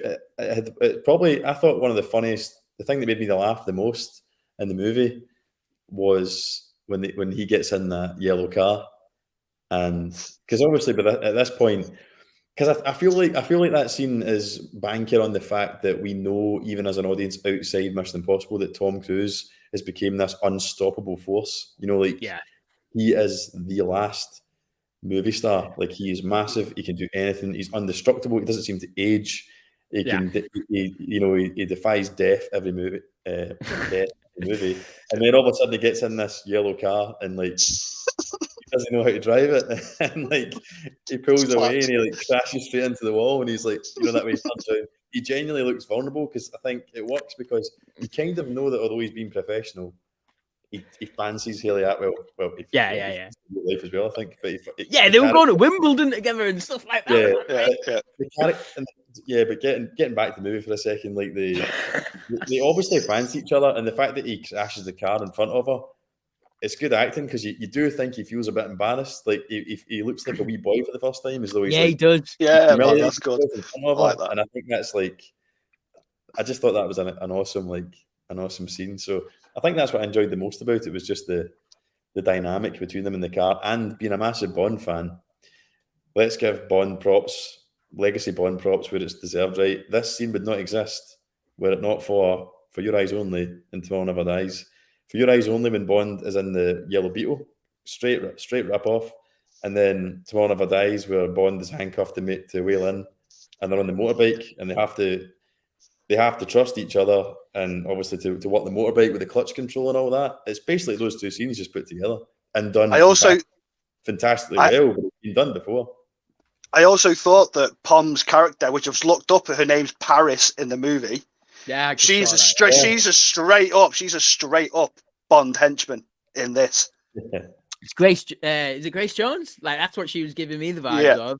The Adam and the Ant like costume she wears is fantastic. Like, oh yeah, I didn't pick up on that. But yeah, totally. I don't know what the significance is of that, but that was the vibe. I just thought it was awesome. And you know what? For like a side character, like henchman, she also had an arc in the film without not very many lines. Do you know what I mean? Like with that, you know, we'll get to that scene now. There's I think I might be mixing this up, lads. I've only seen it once, so I'm just going off memory here. But we go from Rome, Italy, and I don't know. I think we either stay in Rome or Italy, and there's a party that Ethan and Ilsa attends, and it's that whole. That's right. Are they still in Italy? There, are they still in Rome? Are they in Paris? I'm not sure. They attend a party anyway, and this is where we get our reintroduction to. Is Vanessa Kirby character. Paul, I know you were a big fan. Her eyes, man. Yeah. Just really, really small side tangent right here. How do you feel about her being Sue Storm for Fantastic Four? Yeah, I'll go for it. I'll see her in anything. Yeah, I'll go for that one as well. She's just to come back to a point. Is it not Venice? Is it Venice they're in? Obviously, it's Rome. Is where they land, but is it not? Because is it the bit where they have the showdown? The two women have the showdown with the guy. Is that not in the Venice canals? Yeah. Is that?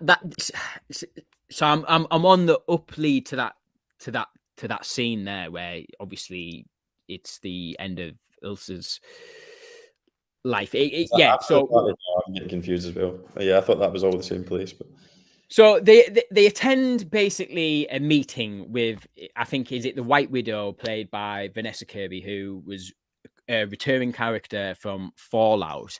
I think we actually get some realization that she's connected to someone in the first movie as well, but later on that.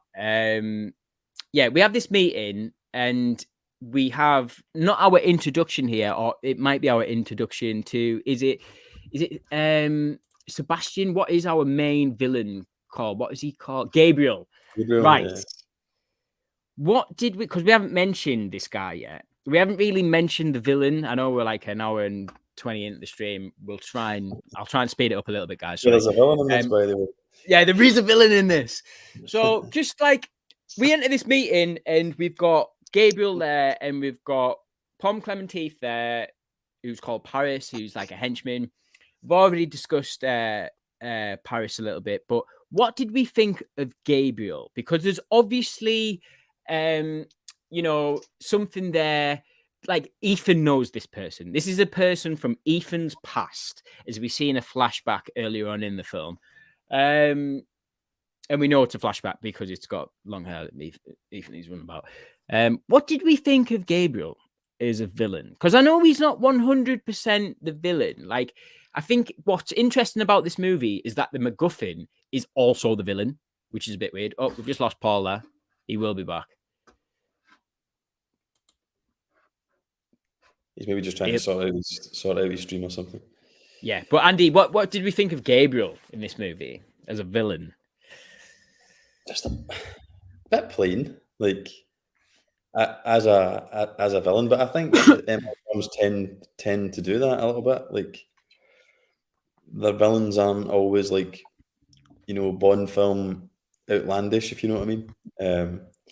But no, he's good. He's charismatic. He's quite menacing the way they've set him up. And obviously, there's like you say, there's the flashback. There's more to this character that we've still to learn. That by the end of the movie, we don't really get the full picture, other than Ethan seems to think Ethan. I wouldn't say he's intimidated by him, but he's like. he knows that this guy is a danger. He's menacing. You know, he's obviously kind of like bested Ethan in the past, and he knows more than us. Well, there's more to come. And that's what's hard about this film in general. It's just that it is part one. So, you know, it's hard to say, oh, I've underdeveloped this character that when maybe that's because the development's still to come, you know, like so. So I think, yeah, he's good. I don't think he's particularly memorable.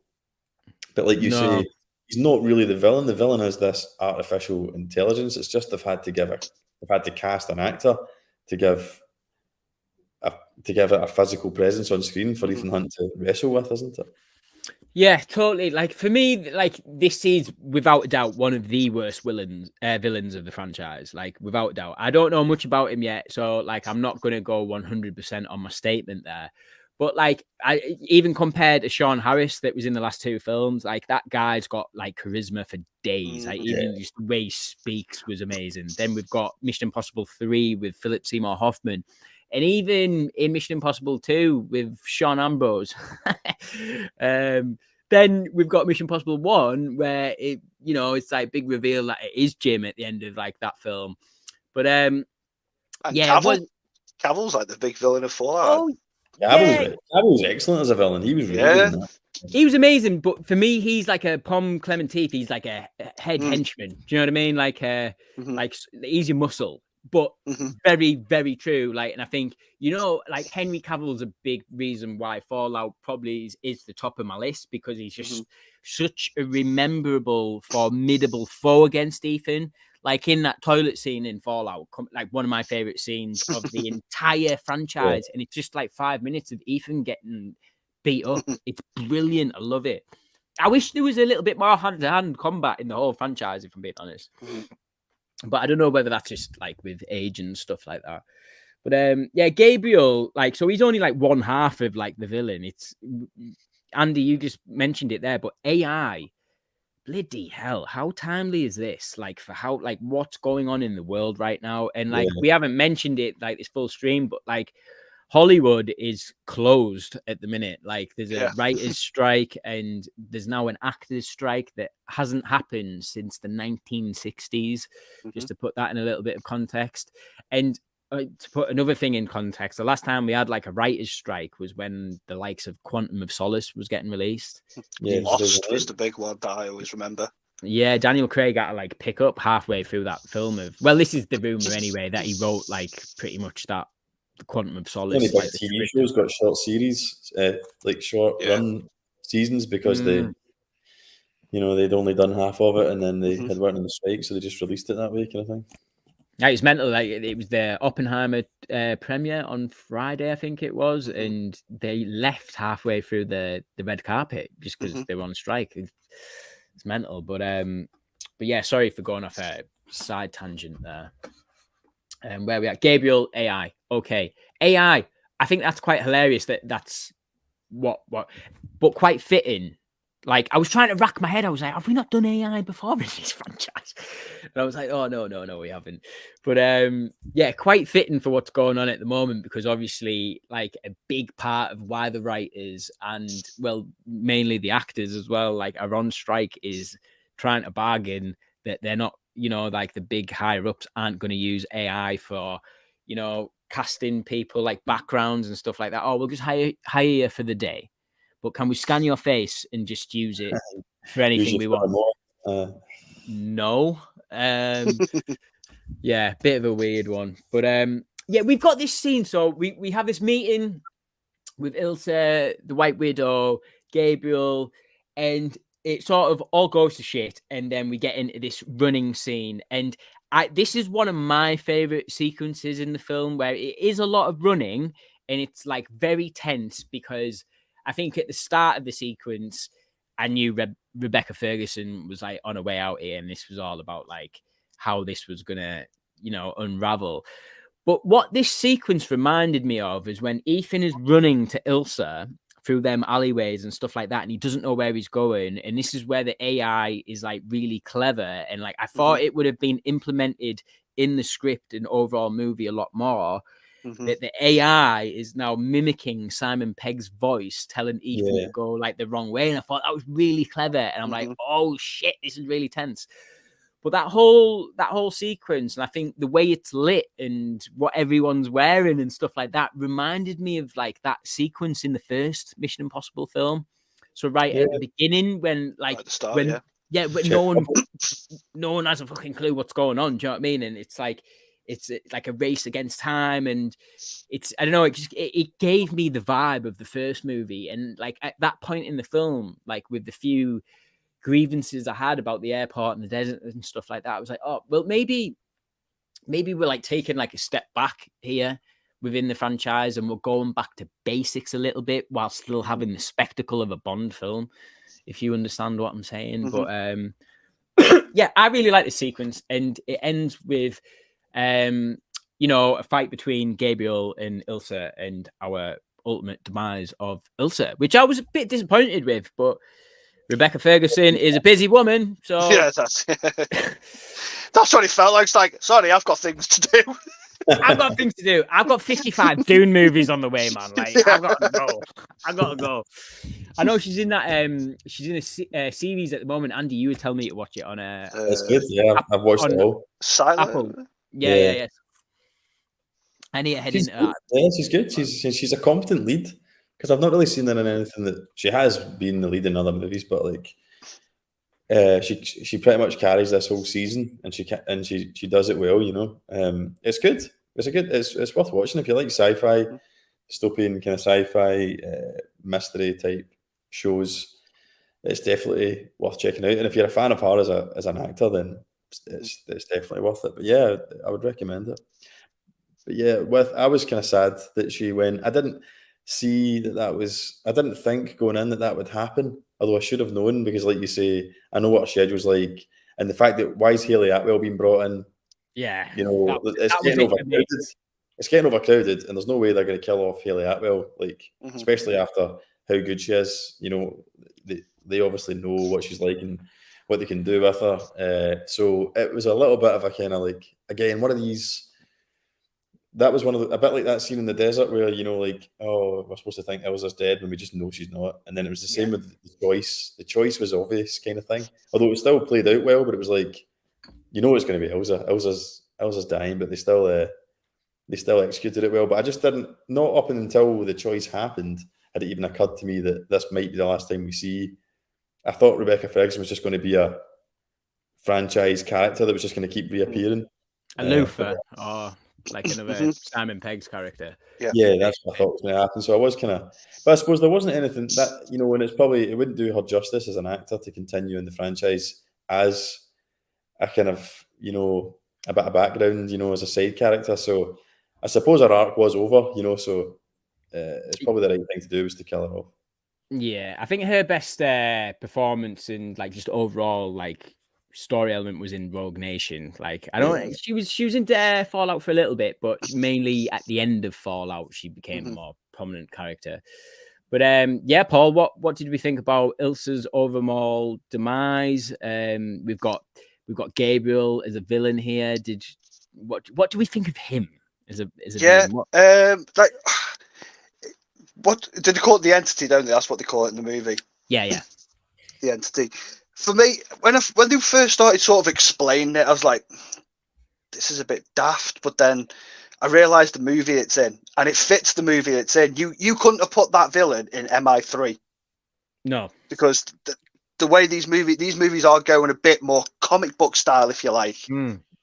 A bit more sort of over the top and, suspend your disbelief. So I when I first got introduced to it, I was like, it's a bit daft. And we've seen it before with like Skynet and Ultron in the Avenger films and all that. But I liked it. I think it's like you said, it's a fitting villain to have in the time we're in at the moment. It seemed the logical thing to do, and it makes sense. Gabriel, I wasn't too fussed about it. To be fair, until you brought him up,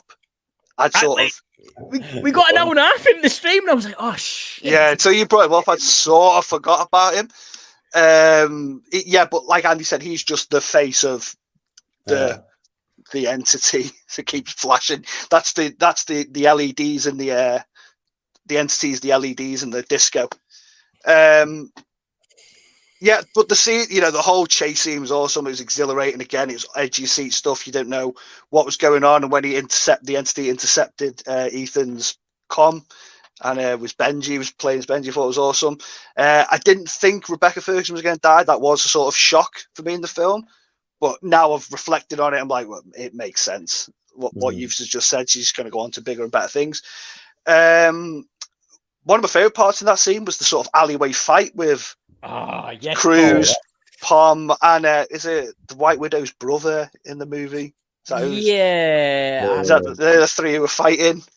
Yeah, I'm not sure if it was him or some. But it's like dead close combat, isn't it? It's sort of like they're sort of bringing that sort of John Wick flavor, if you like, even though it's not as well shot as John Wick, but it's sort of that's what it reminded me of. But I like that scene as well. But yeah, a lot of running.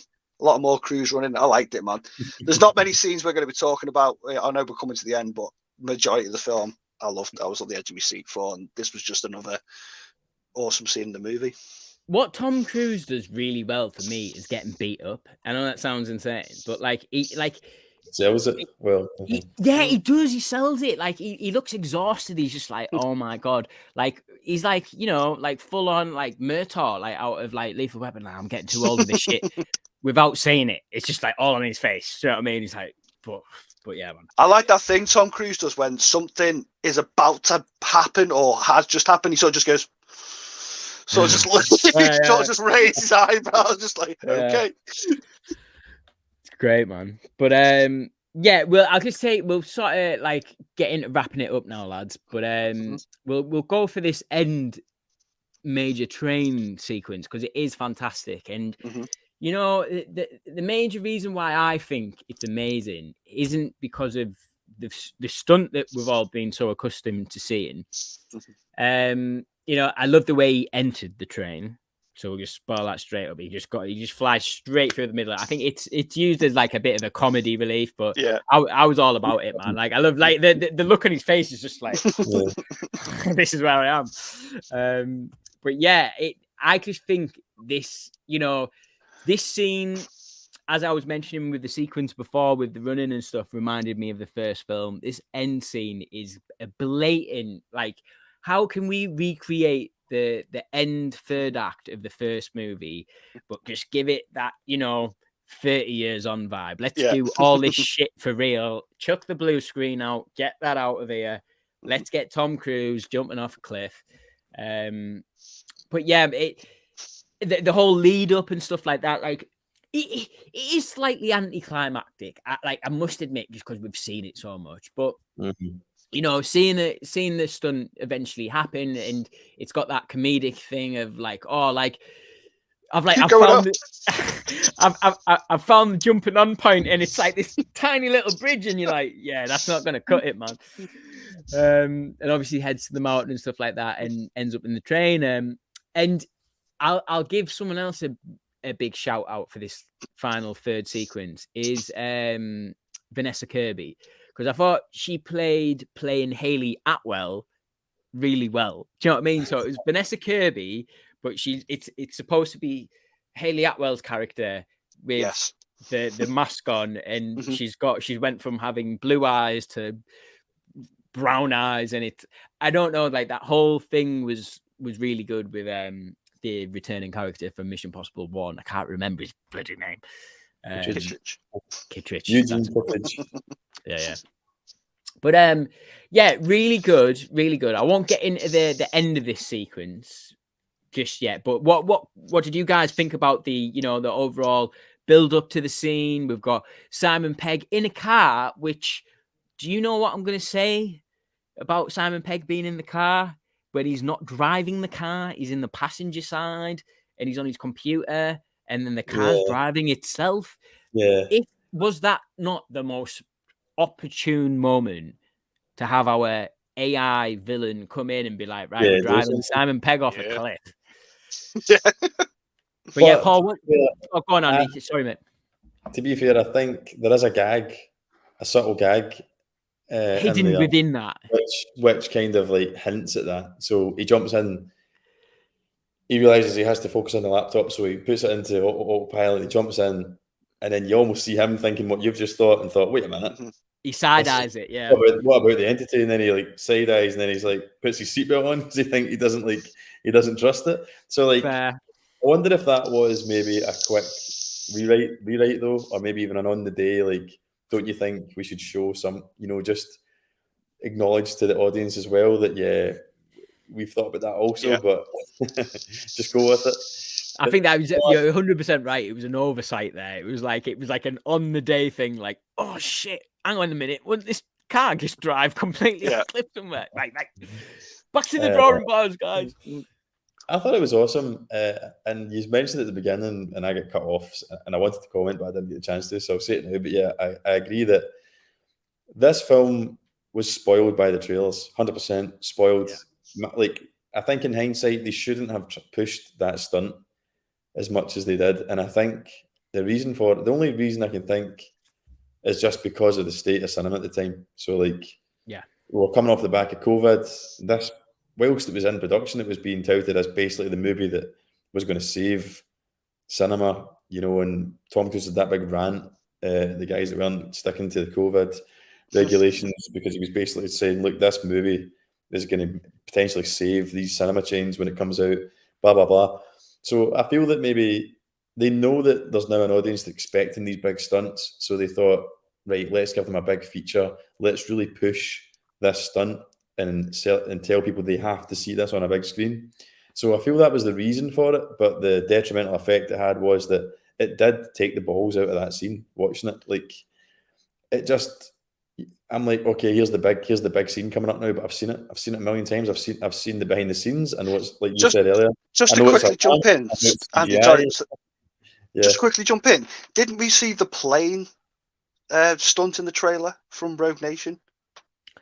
Possibly, but I don't think it had the same amount of coverage as what this has had. Okay. Because as Andy was saying there, I think what this has been, it's been a mixture of the fact that we're in a pandemic, and I think Cruise was just like, right, let's just give the people a bit of a gift. Let's show them that we're still making this film, and we'll put out these behind the scene backstage, of this motorcycle stunt. But I think you're right. You are right there, Paul. Like we were aware before Rogue Nation that he was going to be on the side of a plane.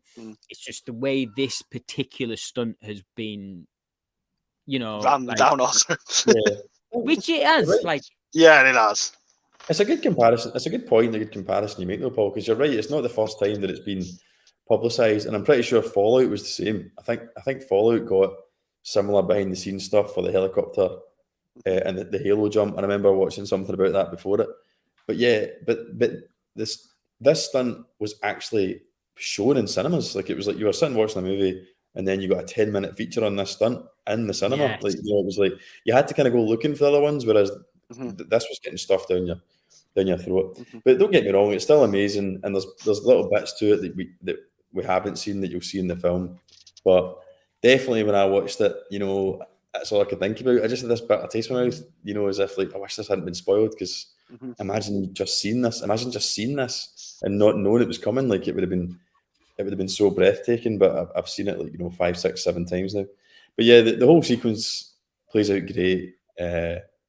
It's still a fantastic sequence, and I think watching it again, I'll probably not get to cinema to see it again. I'm too kind of busy to see stuff twice, sadly, these days. But I'm really looking forward to watching it again on Blu-ray and stuff. But yeah, everything's firing. It's good. You get the old legacy character Kittredge. I think you're right in what you're saying about Vanessa Kirkby. And a good point to note with that is, see, whenever that happens in movies, I think that's always a good sign and a testament to the actor that not once did I even think that was Vanessa Kirkby. Does that make sense? Like, yeah. 100%. Never did my mind wander and go, that's an amazing that she's doing such a good job at pretending she's Hayley Atwell. I just thought she was Hayley Atwell. I didn't think that is Hayley Atwell with a mask on. It's not Vanessa Kirkby. And I don't think there's a bigger compliment you can give for that kind of acting than that. But yeah, I wouldn't prattle on too much longer. It was just really, really, really, really well done. And the end in particular was... Well, this is it. Yeah. So I'll let Paul chip in with his thoughts though on that. Nah, man, I don't really got much more that you just covered. You've said it all, mate. That the lead up to it's awesome. The stunt, I enjoyed watching it on the big screen. It was I'd seen it in the trailers and that, but seeing it all in context with the music and everything, it still popped that sequence. The takeaway for the whole scene was the bit you're going to go on to now, and the sort of the crash, the sort of Uncharted 2 intro, which my head went straight to. Yeah. But we mentioned it talking to each other on Instagram, Ellis, that the whole when the piano was dropping there, I was literally like, oh shit, the whole scene. Yeah, I'm so glad none of that was in any trailers or anything like that. Of like that inside of, I just think it was like Snowpiercer if it was like falling off a cliff and like they're moving from carriage to carriage and like it was a different. It was so well the whole scene was so well storyboarded and choreographed as well. Where one was going, then they were going to the next, and it was the whole the scene. It was there was no point in that scene when I was confused as to what was going on. Yeah, 100%. And obviously in that end scene, there's obviously a lot of like CGI implemented in that. And I think, like me a lot. I always bash CGI and stuff like that. And this is coming from someone who loved The Flash, but anyway, it doesn't matter.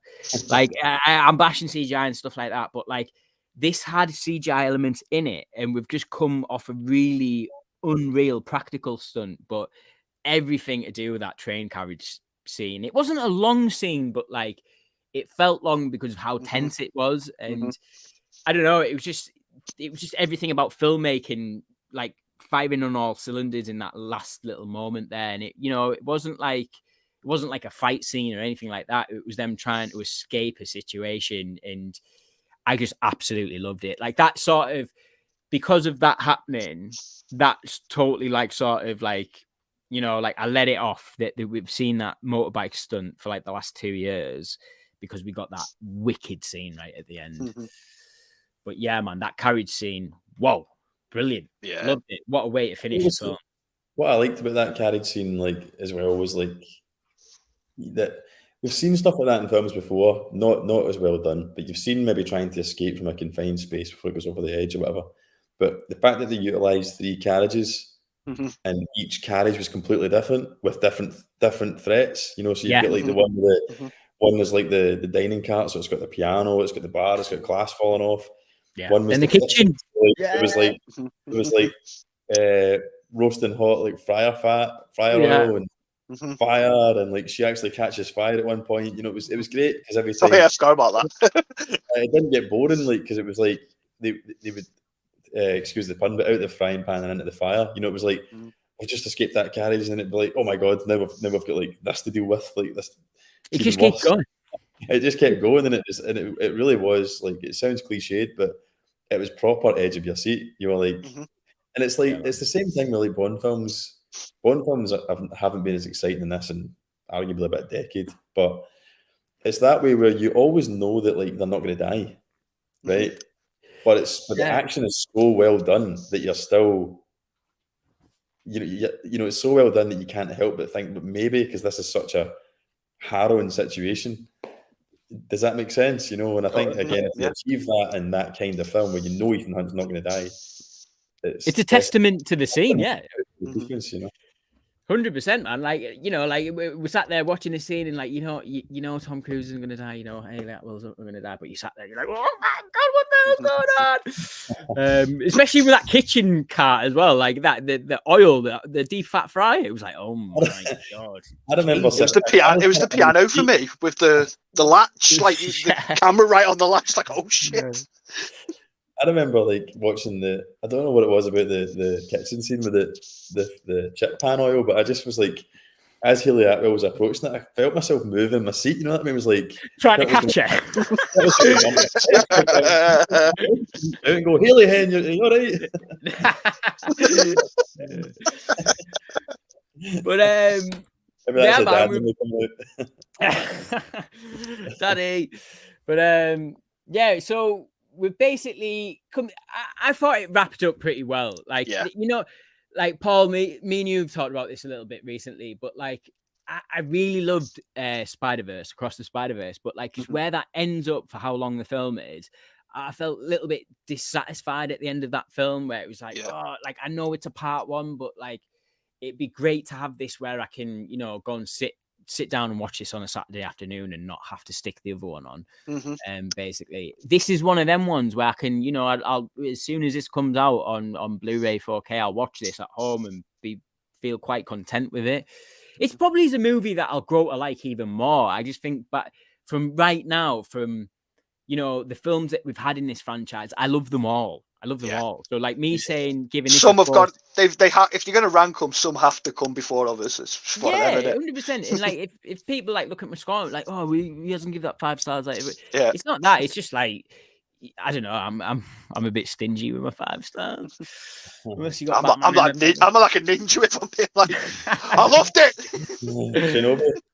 Yeah, man. Yeah.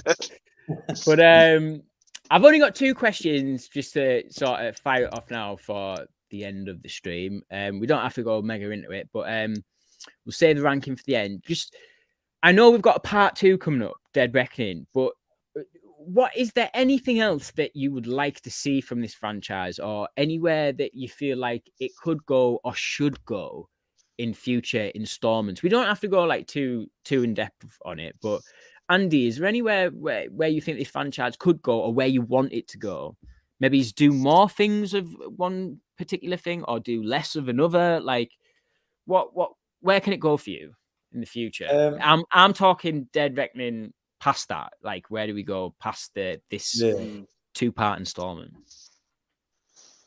I don't know. You're kind of breaking up a bit, mate. So forgive me. Sorry, mate. It's maybe my end.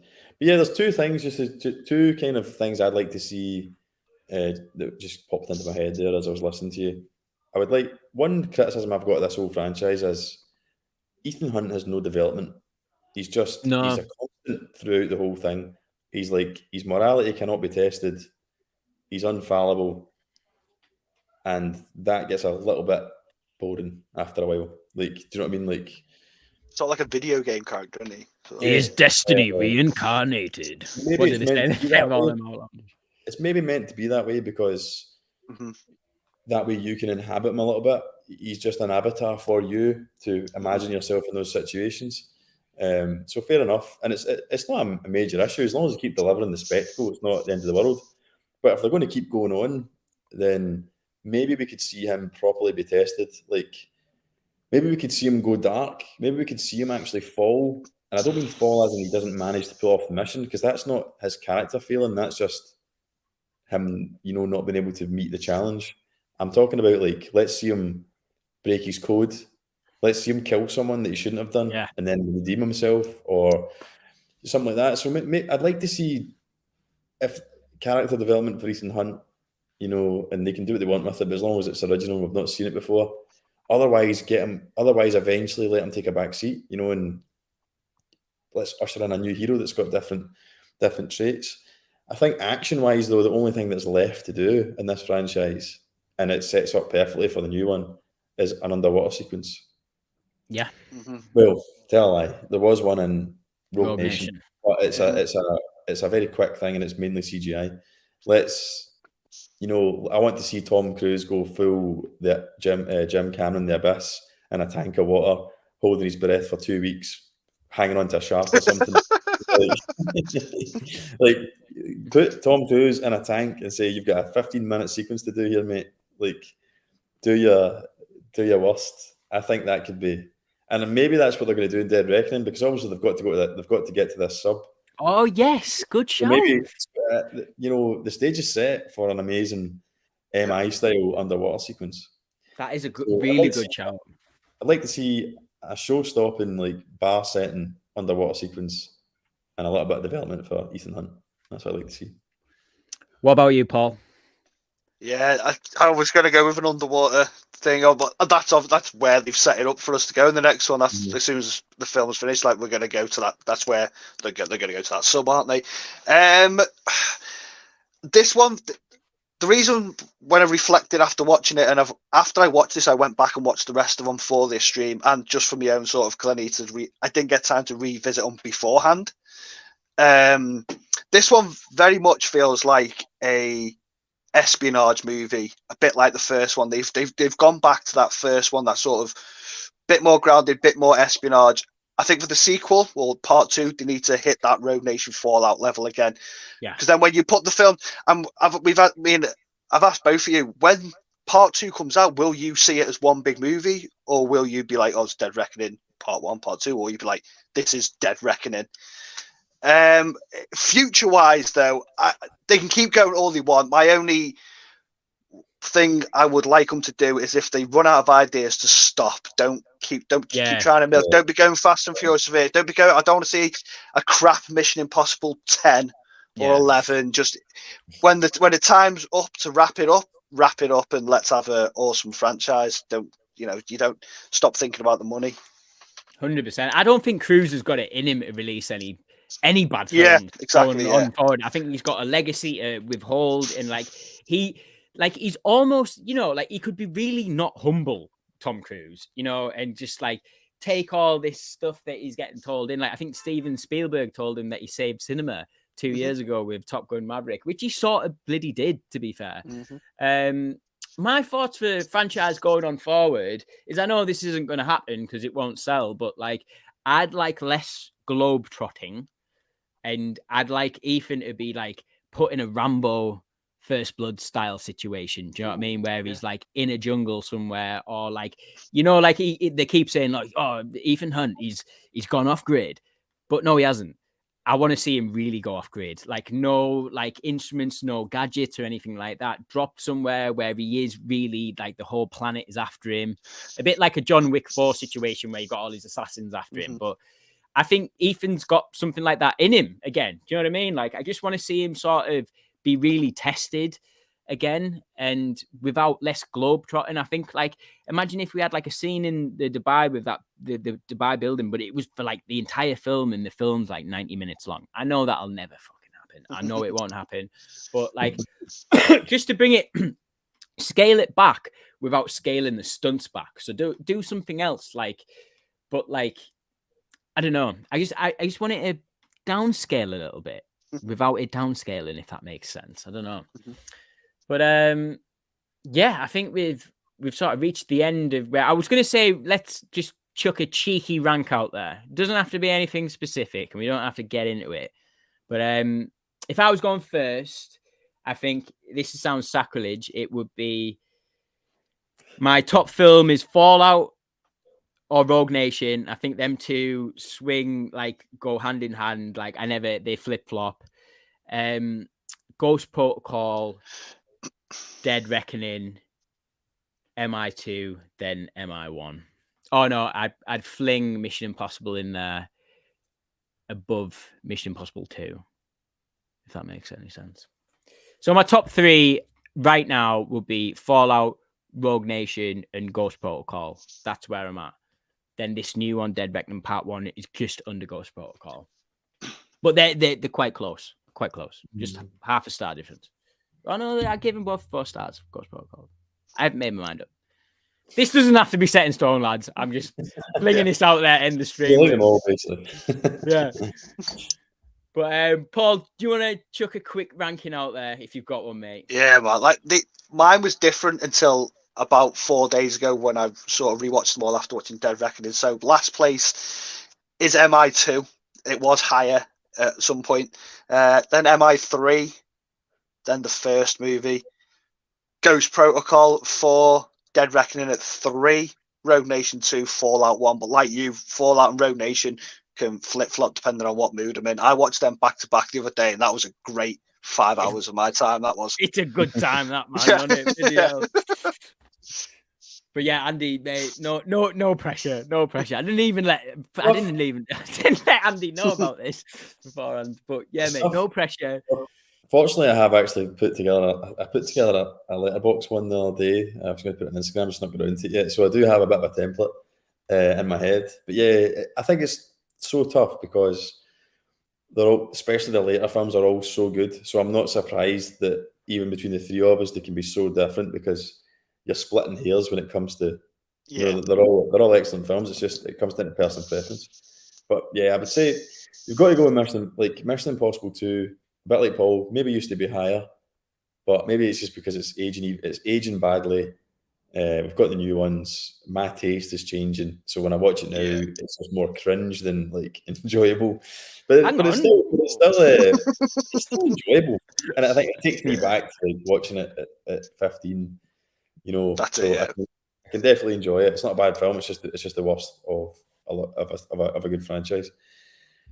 Then I'd probably say the first one, which it's so difficult. It's such a great film in its own right, but it's so different because it is a straight out. It's an out and out espionage thriller with a couple of set pieces.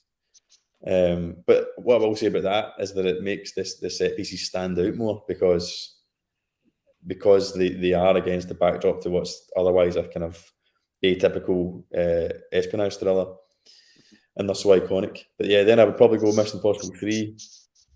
I like Mission Impossible 3. I don't know. I've just always liked it. I think it's a bit underrated. And then this is when it gets hard. So I'm not as big a fan of Rogue Nation as you guys are. I think it's great, but I don't think it. I think it kind of like it drags a wee bit for me. I don't think there's as much action in it as the other ones. But so I'd probably go Rogue Nation and Dead Reckoning. Come in third and fourth for me, and then Ghost Protocol second, and then still Fallout. Yeah, Fallout's just got it, man. It's got all the goods there. Like it really does. Yeah, it really has. And I don't think that third act will ever be topped. If I'm being fair, like that, the helicopters and like Andy, we mentioned it before. Like when them IMAX scenes come in at the end of Fallout, you just like you couldn't be any more immersed in what's going on. When I rewatched it the other day, I didn't realise that the I've seen it a couple of times. You actually see it going like that. Yeah. Like in Nolan films, it just jumps, doesn't it? As you see him walking off the plane, it lifts up. I was like, "Oh, that's sick!" I've never noticed that before. Yeah, man. That's what it should be in all these. I don't understand why they don't do it. Like it was the same. I remember in watching No Time to Die, and obviously it had some IMAX sequences. And I always remember this, like watching No Time to Die in IMAX when I think it's so that the opening sequence when they get in the Aston Martin. Mm-hmm. Yeah, it's when the car starts spinning round. Yeah, it is. Yeah, the borders moved, and it was just such a cool effect. But you don't get it on hype. You don't get it on the disc, but it was just such a clever way they did it, similar to like Mission Impossible. But you get it on the disc, whereas you didn't get it with that. It's such a wasted opportunity. But yeah, Fallout's hard to top, and I wouldn't have put Ghost Protocol as high up, but it was because I rewatched it just recently to get, as we all do, you rewatch the franchise, don't you, to get the hype for it's part of the process for watching the new one. And I was just like, out of all the ones I rewatched, that was the biggest shock. I was like, that is banging. It's still banging like that. But what you touched on earlier is the Burj Khalifa scene eclipses the whole film, though. That's that's the only thing. But it's weirdly my least watched Ghost Protocol. What's that? Sorry. It's weirdly my least watched one. I love it. I've got it as number 4, but it's my least watched one for some reason. I don't know why. I just don't like the garage scene at the end of Ghost Protocol. It gets a bit crazy for me at the end. But what I do love, apart from the Dubai scene, is the scene at the start in the prison. Like that feels like a Bond opening. Do you know what I mean? Like with the cameras and stuff, and he's getting that guy out. Awesome. Love that. But yeah, guys, thank you. We're going to end it there. We're nearly like 2 hours straight, so I think it's a good time to end it. But really, thank you for coming on. I know it's been quite a long one, but would love to have you on again. Maybe we'll get you back on to discuss some Oppenheimer and a little bit of Barbie and see what's happening. But yeah, guys, where can they find you, Andy? If you want to just tell the people. YouTube. Find you on YouTube. YouTube is where you'll find me most of the time. I'm sure Ellis will put a link in the description. But yeah, churn out videos, like try and aim for once a week. I'm a busy man, mainly 4K Blu reviews, sometimes rankings, sometimes some tech related stuff, nostalgia related stuff, but all centered around movies and live streams and whatnot. So yeah, you can find me on YouTube and Instagram and all that. But you'll find all the links in my YouTube channel. Yeah, I've got them in the description as well, guys, if you want to check them out. But what about you, Paul? Yeah, same, man. The YouTubes. Yeah, YouTube, Paul Tams, Instagram, Paul Tams, and you can now catch me on Threads. What the hell is Threads? What is it? It's Twitter for Instagram. Mate, I'm sweating about it, man. I don't know whether to go over there or not, man. It's just too much for me to keep track of. But thanks for watching, guys. We're gonna end it there. Like I said, I think my next stream it'll be Oppenheimer 100%. Whether that's mixed in with Barbie, I do not know. Might actually get my partner on to do that one with me. That'd be a good idea. Yeah. That's a great idea. Yeah. Yeah, I haven't got that much to say about Barbie. Even though I want to say it. Take it away. Yeah. Right, guys. Thanks for coming on. Thanks for all the comments, everyone who's commented, and we'll see you next time. Cheers, guys. Bye-bye. Thanks for having us on, mate. Cheers. See you later, Paul. No worries.